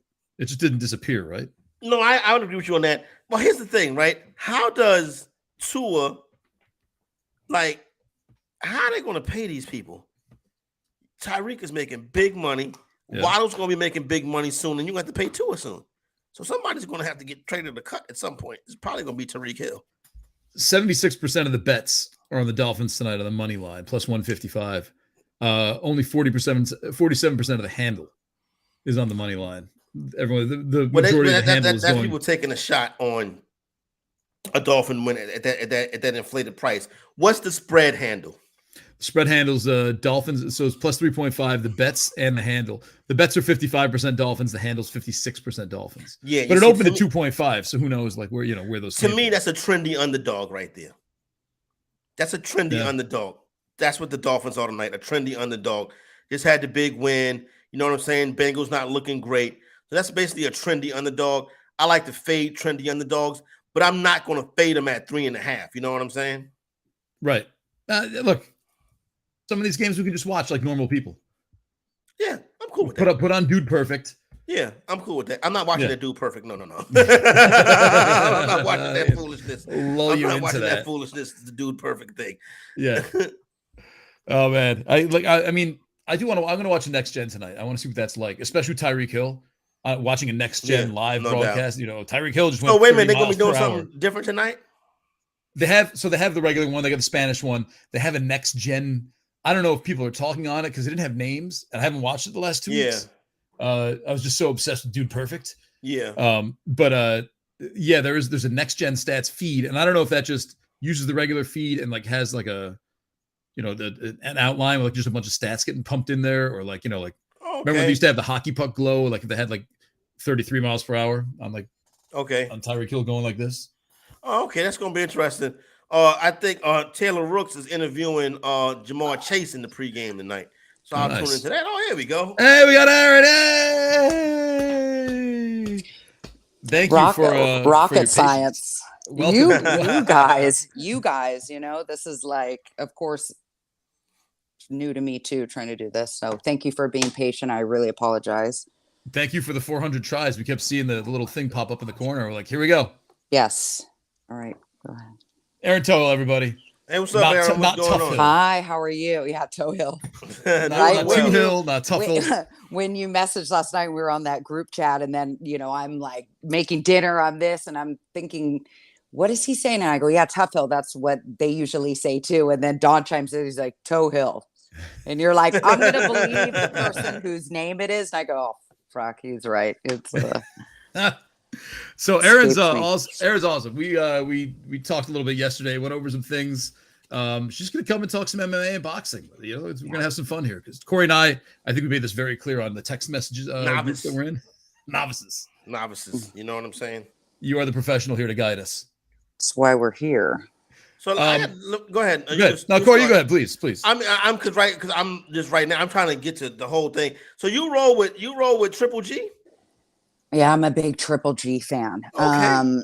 I like Canelo as well, but I've always I started following him, I think back in probably 2012, 2013, when he was just coming out on the scene. No one could pronounce the guy's name. Yeah.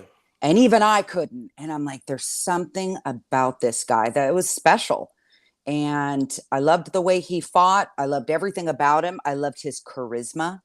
He couldn't speak as good English as he does now, but he was very sports, as you guys know, no matter what sport it is, we don't have to speak the same language. It transcends.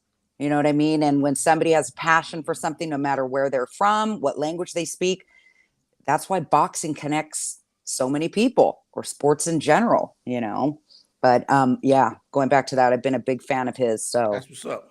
Yeah, I love him. What do you think he's going to do next? I mean, like the Canelo fights were awesome, fun, but I think they progressively got a little worse. Especially if you're a Triple G fan. Like I love him. Like he's just like you said, like the charisma. Like at the end of those fights when he used to talk after the fight, he's like, I tried my best and I love everybody and I'm just this great, and a smiley guy. Like you're the most fearsome puncher in boxing, man. Like you're this like sweet little, almost like a Puss in Boots kind of kitten with these eyes.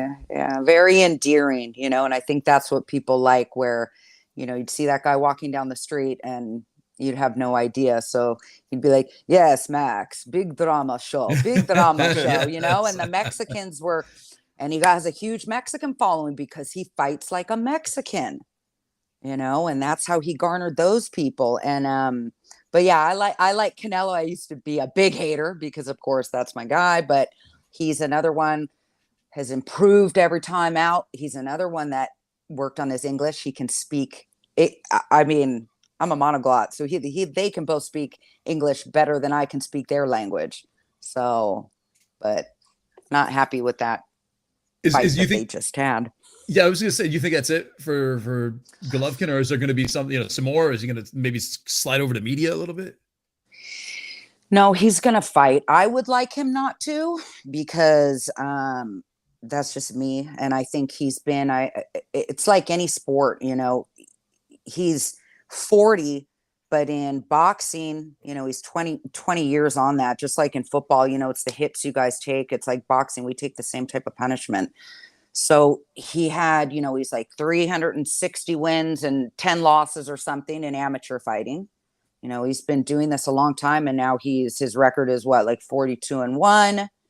And it's a lot of punishment for these guys, even with Canelo, who's in his prime, and he didn't have a long amateur history, but he's had a long professional history and fought multiple world champions, Like, these are miles on these guys, and it starts to show, later on in their career. So what was interesting about this fight is because normally they were fighting at 160, and that's Gennady's true weight.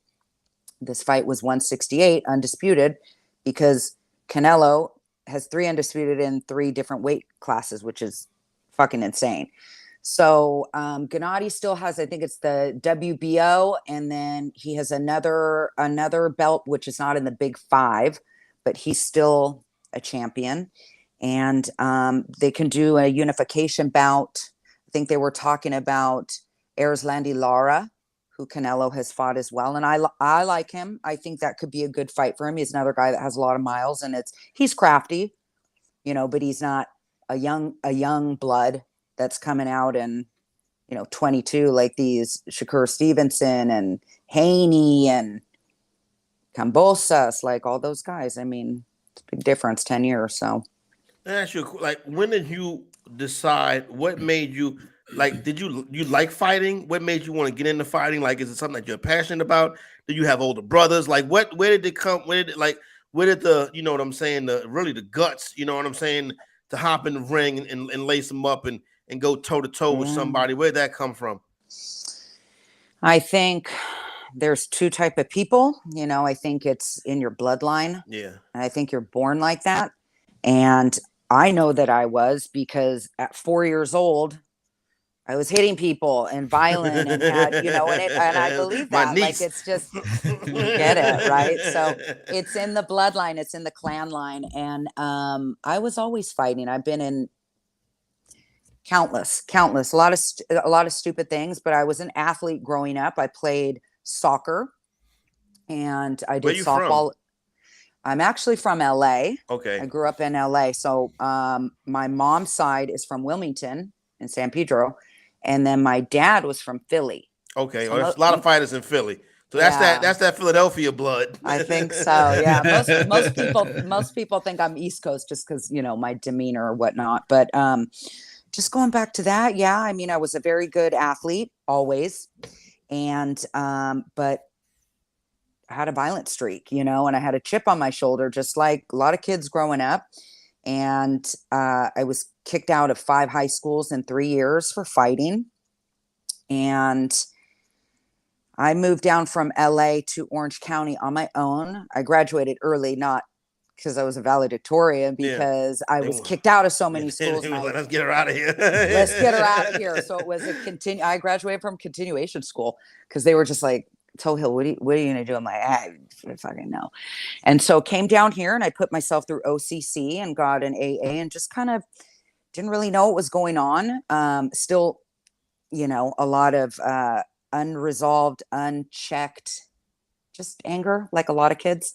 And this was in 98. Okay. So like 95, I was born in 70. I'm 45. So, so are we. Yeah, I know. We're all the same Tom age, Brady, right? yeah. That's right.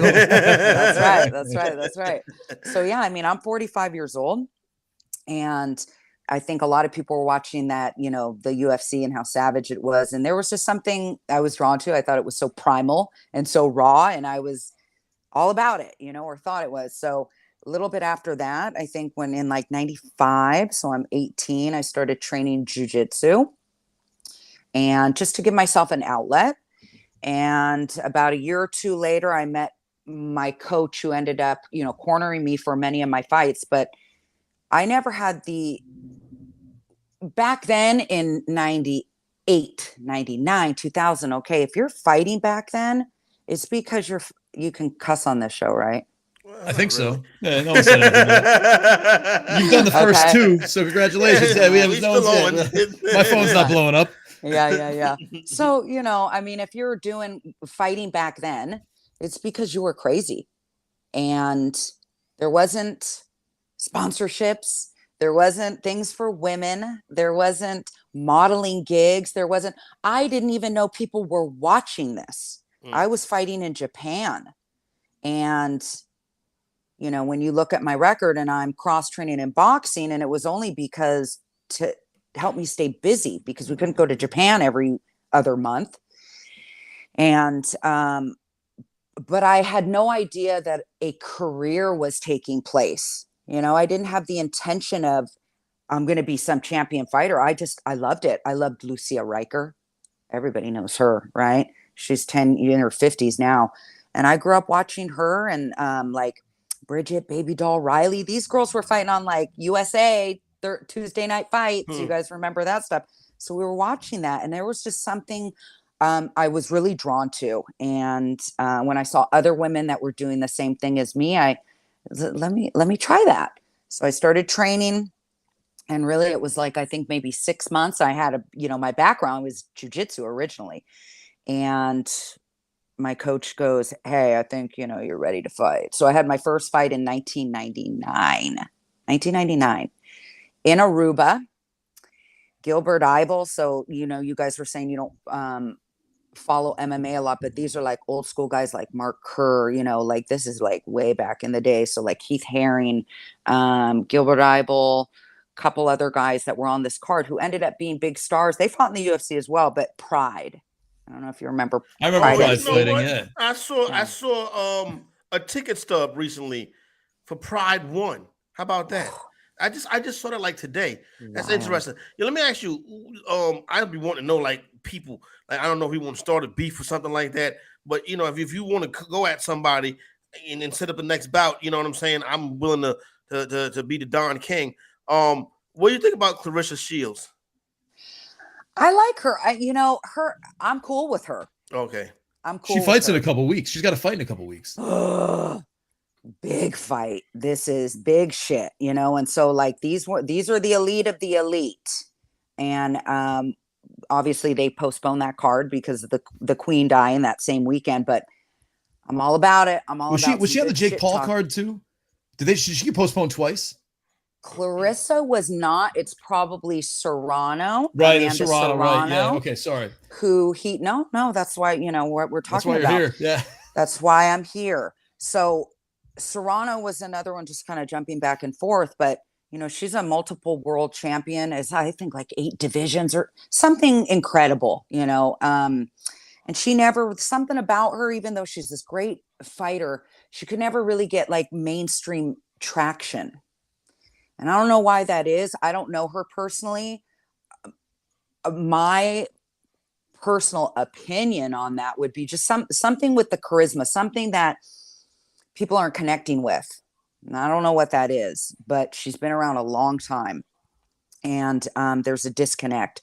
So Jake Paul knows how hard she trains. He's a fan of her. So he's now her promoter. And he's all about women's fighting. That's why I like him too. And but going back to Shields, you cannot discount or top those accolades. She's a 2-time gold medalist, and she's done a lot in her career. So why this is so great? She loves to shit talk like me. Her and I have never, we've never had anything. Like I said, I'm friendly with her. We've talked in the past, and the bad blood between her and Savannah Marshall is real because Savannah is the one that beat her, is the only one that has beat her in the amateurs. So now they're both professional. This is a different world, different style of fighting, but the hate is real and I'm here for it. I love it. That should be a good fight then. How about, do you want to hit a fight night this week? I know we said we were going to talk about the UFC 211, the fight, because that's headlined by a couple women too. And not Peter Yan, as I had thought when we talked on the phone yesterday. It's okay. That was my bad. It's okay. It's okay, you guys. It's like, that's why you bring people in that you do.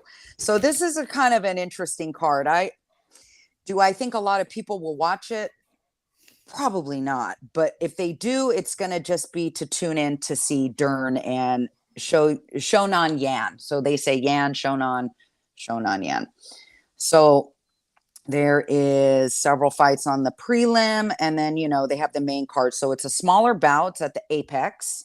right? So Oh, you that's guys the have joint seen. in Vegas, right? Yeah, so it's not T-Mobile, it's not a big thing, but yeah, the Apex is the more intimate one, and That's they like have one of their training facilities type. Yeah. Uh-huh. It still costs $80 on ESPN though. Stream that shit. So a lot of these ones, I wanted to touch on maybe like 4 of them, if that's cool, and there's Please people, break it down. You're the expert here. Break this down for us, please. If They're all pretty. Well, we're looking at the betting odds, they're all within like the plus 200, 2-1, Right. minus 250. Like, there's not like a huge, massive. Is there favorite in is there an underdog in the group that can win outright this weekend? Perceived underdog that can win outright this weekend? Because I want to ask you something. I got a question too, not really about the fights, but but I'll let you answer the question about the fights first. Then I want to get into your mental space. You know what I'm saying? Like, you know what I mean? Like, I want to know what it's like. You know what I mean? Like to go to when you go to the press conference, you know what I'm saying? And you do like the stare down, you know what I mean? Like, you ever like been in the stare down in the press conference and wanting to smack the other person? Like I understand a lot of it is for promotion, right? But have you ever been like somebody you want to fight so bad and you're like, you know what? I might knock her block off when I get up on this stage for this press conference. You ever been in a situation like that? I'm going to tell you, in 31 professional fights, I've fought 31 pro fights in 3 different sports. And the only one I think if like Clarissa and I fought, we had some bad blood, it would be something like that. Yeah, and then y'all walk away. And then we'd be like, fuck you too. But the only other person that is like me and that I've actually it was real. Like, we had bad blood before the fight, after the fight, because we even connected after, was Ali. Oh, really? Layla Ali. Right. Mm-hmm. So I fought her for 2 world titles in 2005, and I was an MMA fighter, right? I had a lot of wins, a lot of whatever, and I was only doing boxing to supplement my other first sport, but I was beating good people and I was winning. I don't say I was the best boxer back then. I was pretty solid, but not Layla's level. But I was doing 2 sports, worked my way up there. So we fought for the second ever women's WBC title. It was only for the men before, the prestigious green belt. Yeah. Okay. Jackie Nava was the first one. Layla and I fought for the second one and the first in our super middleweight division, which is a really big thing, monumental thing. And then we also fought for a WIBA. But her, oh yeah, it was like, it was on, huh? Yeah. Was she being disrespectful because you were an MMA fighter? Like, well, I mean, she obviously booked you. All of it. What started all of it? Yeah. And she's that dog. She's that dog, and I'm that dog too. I'm like, I'm coming to your sport. Bring it. Let's bring it. Now remember, because we're all the same age, information didn't travel as fast back then. We had fucking AOL. So when we wanted to, there was something we had to say, I'm going to type this up and I'm going to send it to WBAN. And in 2 days, they're going to post it. And then, that's how it was. So we had to wait, it wasn't like this instant, Did she tell you she float like a butterfly, sting like a bee? No. She's a great fighter. She's a great fighter. She beat me and I came in there. I was 6-1-1. And I think she was 20-0 or, wow, she had a lot of fights under her belt. Yeah. Yes. And, maybe if I only did boxing, I'm sure things could have been different. But I did 2 sports, be that as it may. I did very well with her. She broke my nose in the first round. And then the end of the third, it was like, wow. And and I turned my face because it was like everything. So add insult to injury. It was like she broke this part right over here. I had to go to UCLA Medical Center. I had to get, and she was like, wow. So at the end of the fight, she goes, you can't tap out in this sport. I was like, wow. She's that dog. She's like her dad. And she's when we're young kids, because I think both of us are the same age then and now.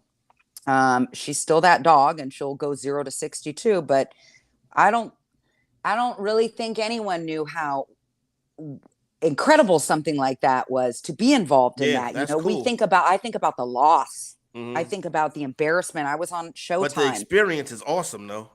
Yeah, but I didn't really understand that until later. You know, when my ego calmed down and I was like, you know, Mike Tyson was the main event. And it was on Showtime. There was like 17,000 people in that arena. Yeah. I'd never fought on something that big. And that what Tyson we'll talk fight was about this? McBride. Okay. And he quit. Wow, He quit in that fight. That one. He quit on that. So it was in Washington, D.C. And we had the weigh-ins at like Howard University. Yeah. It was big. That was big. That was big. Who's Most your people favorite? never get to that. Who's your favorite MMA lady right now? Mine's Amanda Nunes. I like Nunes too. I'll pay that $80 for her. I like her. I can say she's one. Like I said, I know, you know, most people in the sport. I don't know her. Okay. I was, again, you can't dispute champ, 2 divisions, all this stuff, knocking out Cyborg on her ass. Not TK. I've never been knocked out. Okay. I've been TKO'd 3 times. Layla and then like 2 other. TKO is like, you know, referee come in. Yeah. Or you get a flash knockdown, you stand back up. I have never been, by the grace of God, flat on my face like Cyborg. So to do something like that was, you know, incredible. We were like, ah! And she's fought and beaten a lot of great competition. Now, Pena, I've known for a long time. She's a dog. I never thought she was a great fighter. She's just rough and kind of tumble and grit. But when you're a champion, okay, you might not win, but man, you better look like a champion. She looked like Nunes. She looked like a regional fighter. That's how low that level was when Pena kicked her ass. Did you guys see that fight? I don't know if you saw that. Watch it. When Pena came in and took the belt from her. So that was when Nunes lost her belt. They had postponed it one time before because she was like, oh, I have COVID or something. Look. And the only reason why, and then they came back and there was something, you know, Pena really believed in herself and she threw her off her game so bad. This girl couldn't figure it out. Nunes was, and this isn't boxing. MMA striking is different. But God, she was eating just jab, just dunk, dunk, dunk. So and she quit in this fight, by the way, too. She was in horrible shape. The girl comes in, gets her against the cage, sit down, takedown, takes her back. She tapped. Like Pena didn't even know that she tapped because she didn't have like full hooks in. She quit. So from a fighter's perspective, not a fucking casual or a fan, but somebody who's done that is very disappointing.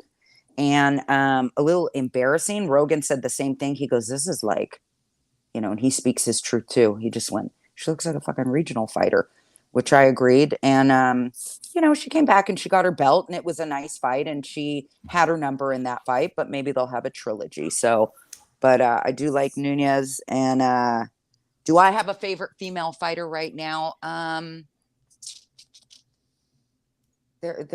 I think I do. Somebody off my off the top of my head, I can't really think right now. There's just some girls that I like. You know, I like their style. So, would you want favorite? No. Do you want to hit this card? We only got like 8 minutes left till we got to finish up with some football. Yeah, sorry. No. Hey, please don't apologize for this. Okay. We're having fun. Let's cover this. There's 4 that I want to cover, and this is to say if people want to make some bets now. Like I told Nano the other day, it's like, I know what I know. I know what I don't know. No doubt. Okay. So I'm only covering the ones that like, I know. I keep it simple, stupid. So let's go to like the prelim card. We're going to hit a couple women's fights. Julia Stoliarenko versus Chelsea Chandler. All right. Looks like that's almost even. Stoliarenko's at minus 115. Chandler's at minus 105 for you. Mm-hmm. So they were talking about the odds. It has leveled out this week, I guess. Yeah. Chandler is coming from, this is her first UFC fight. So she's coming from Invicta, an all women's promotion, which is a feeder one for these guys for the UFC. She only lost her first fight. She's 4-0, but now she's coming on the big stage and that will affect you. Okay. You look at Stoliarenko, her record is very deceiving. She's 10-6-1. but pretty much all of her wins, I think 9 out of 10 of those wins, she's not a great fighter. But she's really good at one thing, and that's the arm bar. So she get you an arm bar. You brutal. Yeah. Oh wow. I used to do that to my son when he was a little boy. I'd throw that chicken wing behind his back, and he'd be like, "Daddy, stop!" No fun. That is no fun being somebody putting you in an arm bar. And she broke Jessie. She like broke her arm the last outing. So Chandler is a good style. Stylistically, it's good. Probably not going to be a good looking fight. It's just going to be kind of ugly. Chandler comes forward. Perfect for Stoliarenko. She wants that body lock, get her down, break her arm. So if I was to bet, I would go on Stoliarenko. Plus, she's a late replacement, and it's at 140 instead of 135. Right, it's a catch weight. You like Stoliarenko? I like her. All okay. Right. So let's move up. Let's go to Jessica Penne, who I know and I like her. I've seen her fight before. She's been around a long time. Tabitha Ricci. So it's like new blood versus old dog, right? The veteran. And Penne has been around. I've known her a long time. I really like her. But she's 40, and she's been in MMA. It's like out there. Tabitha Ricci, I've seen her. She's come to our gym before and trained. Her jiu-jitsu is very good.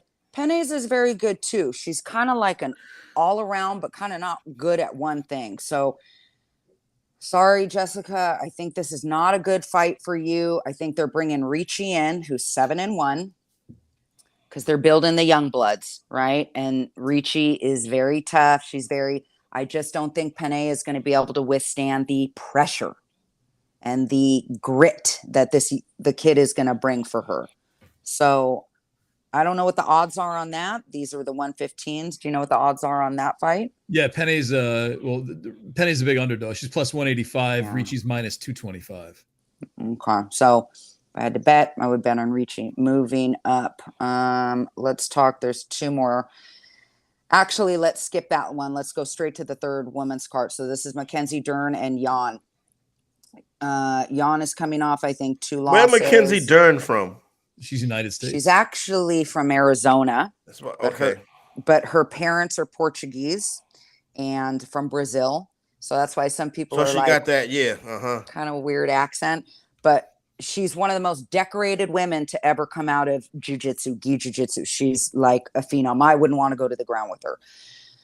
She's not a great striker. She trains with my buddy Jason Perillo over at Ruka, but she's tough. And she swings for the fences. Yan, not good on the ground like her. Is probably not going to, if she comes out and tries to, Dern is going to take her down, body lock her, take her down, and just murk her. Okay. Because if Dern gets you to the ground, 9 out of 10 times, she's going to finish you. So if Yan is smart, she's going to stay upright, move, and just box her. But I think she's going to get overzealous. I think she wants that title shot. So I'm calling Dern to win by submission. Probably Dern by submission. I like that. Probably second round, I'd say. All right. Hey, these specifics, you can actually bet on these. So we got. Yeah, you can. Yeah, Dern in the second round is plus 450. Yeah. I like Dern that. Those are good odds right there. Yeah. Dern by submission is minus 110. Yeah. And I'd say the other one with the sub, with Ricci and her, kind of not really sure, but the Stoliarenko and Chandler, if they get to the ground, she'll armbar her for sure. And I could say maybe, I'm going to say the first round because this girl's going to come out, Chandler, like bat out of hell to prove something. Can that derail her like immediately? Like if like this is her first fight coming off of Victor, like, and she just comes out and gets destroyed in the first round? Is that, or are they like, don't worry, we're taking the long view of this? I don't think it'll too much because the weight now it's 5 pounds past what she normally fights at. This is a late replacement. So, they kind of look at those things favorably, right? Like, oh, how will she fight if she's in her actual weight class? Like all of these things play into the fighting, right? Just like anything. So I think they'll be a little more lenient if she does lose. But like Penne, if she's out. You know what I mean? She's B-side, hard B-side. They use her to like as the gatekeeper. Okay. So that's why she's there. She's B-side in this. So if the girl murks her, I would probably retire if I was Jessica. Wow. But I like her a lot still. So. Well, that's. I don't want to end it on a sad note like that. Like your friend's got to retire. Hey man, right? Sports. Yeah. Yeah, you're right. At some point, it comes to an end. Aaron, you're not for everyone. You're I want to say this phonetically so people can come follow you. If they Coach Toughhill, it's Toughill. We all know it's pronounced Toehill. Well, everyone but you knows it's pronounced Toehill. Everyone but me. Yeah, everyone but you. Everyone but me. And your podcast is called Talk Tough, right? It's called Talk Tough. Yeah. So, go ahead. Yeah, talk about. No, that go ahead. I a was little going bit. to let you talk about your podcast for a minute before we had to go. If you like. Yeah, because I'm crazy, right? And I was like, let me do bare knuckle.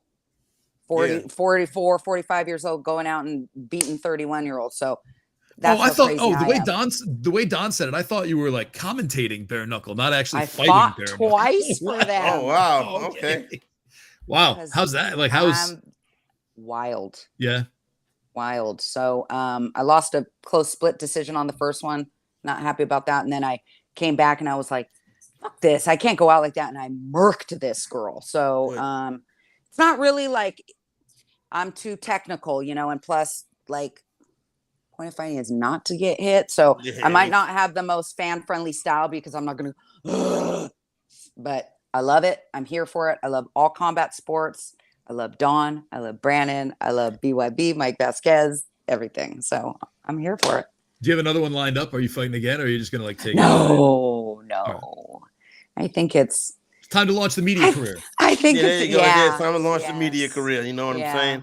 I'm ready for the next, I've done this over the years and I think, I'm ready for a little change. So I'm excited about that. Nice. Well, this is great. There are always fights and we do it even again to Jake Paul. So next time. Time. I know you said I would like to hear more about that. I like him. I like him. I like him too. He's got a fight. Doesn't he have a fight coming up? Yes, he does. Yes, he does. We'll talk Jake Paul then next time. He's fighting Anderson Silva. Oh, right. That's right. That's his fight. Yeah. That's what's coming up. So, yeah. Awesome. Aaron, thanks so much for doing it. I know you stayed longer and you had trouble getting on. Thank you. Definitely appreciate that.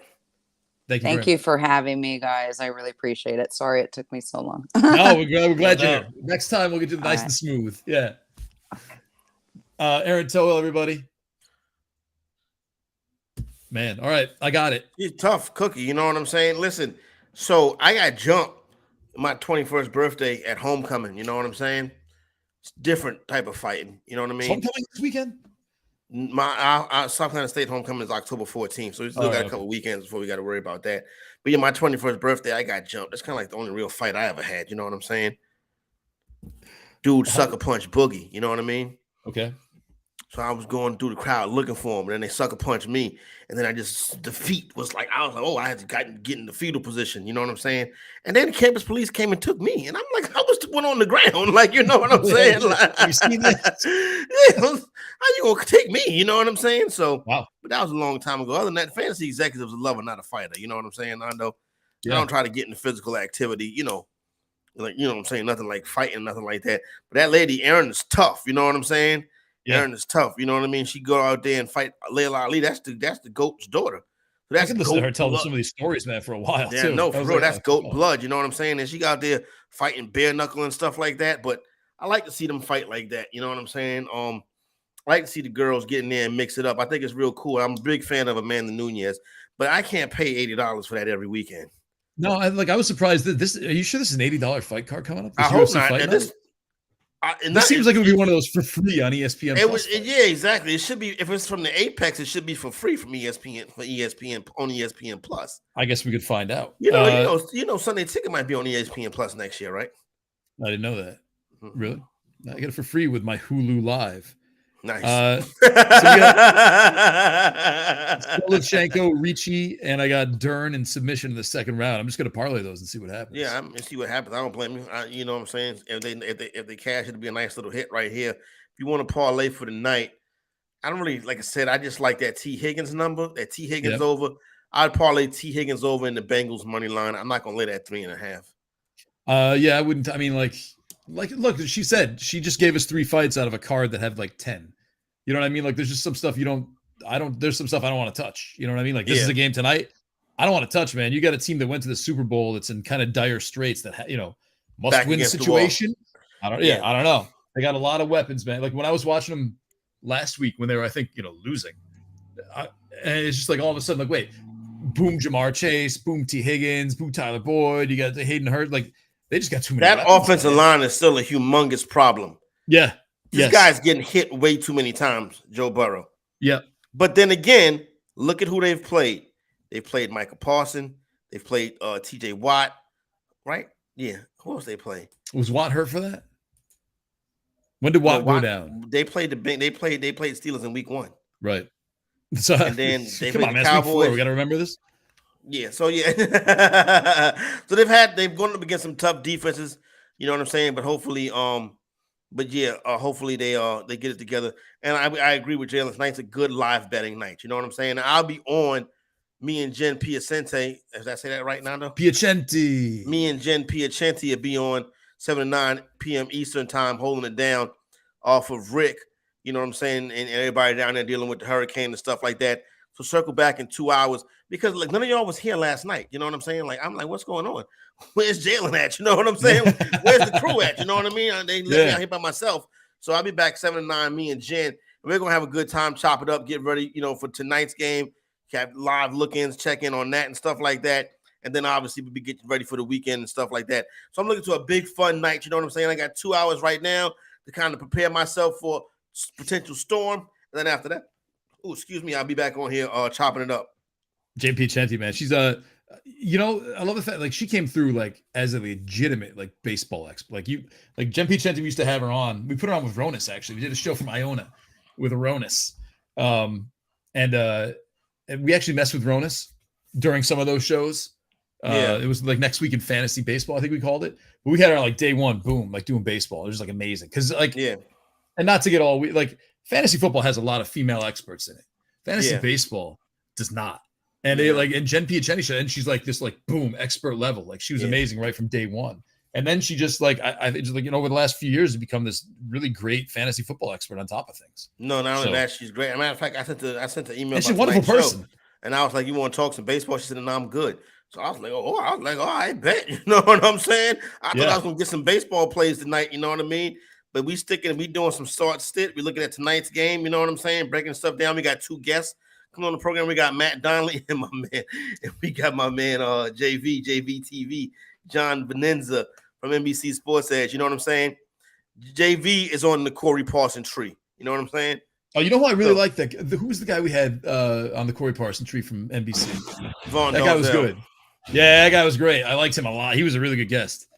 Then tomorrow is me and Holden Kushner, so we'll take it back to the series. Well, we take it back to the XM radio days. You know what I'm saying? Right. So we can go digging in the crates a little bit. Nando's going to be out tomorrow, but so you have I got a Friday wedding. Yeah. Oh, so good. You don't have to be burning. You're not worried about the storm or anything like that. You're up north, right? It's in Albany. Like, look at it. I mean, this is. I have to wear a suit tomorrow. That's why we trimmed. There you go. That's why we're looking a little extra sharp today. Hey, thanks to Virginia Zakis. Thanks to Aaron Tohill. Thanks to Jared and Adam, obviously. I won't be here tomorrow, just like Corey said he will. Good luck, man. I hope just a little bit of rain for you. Everybody else stay safe.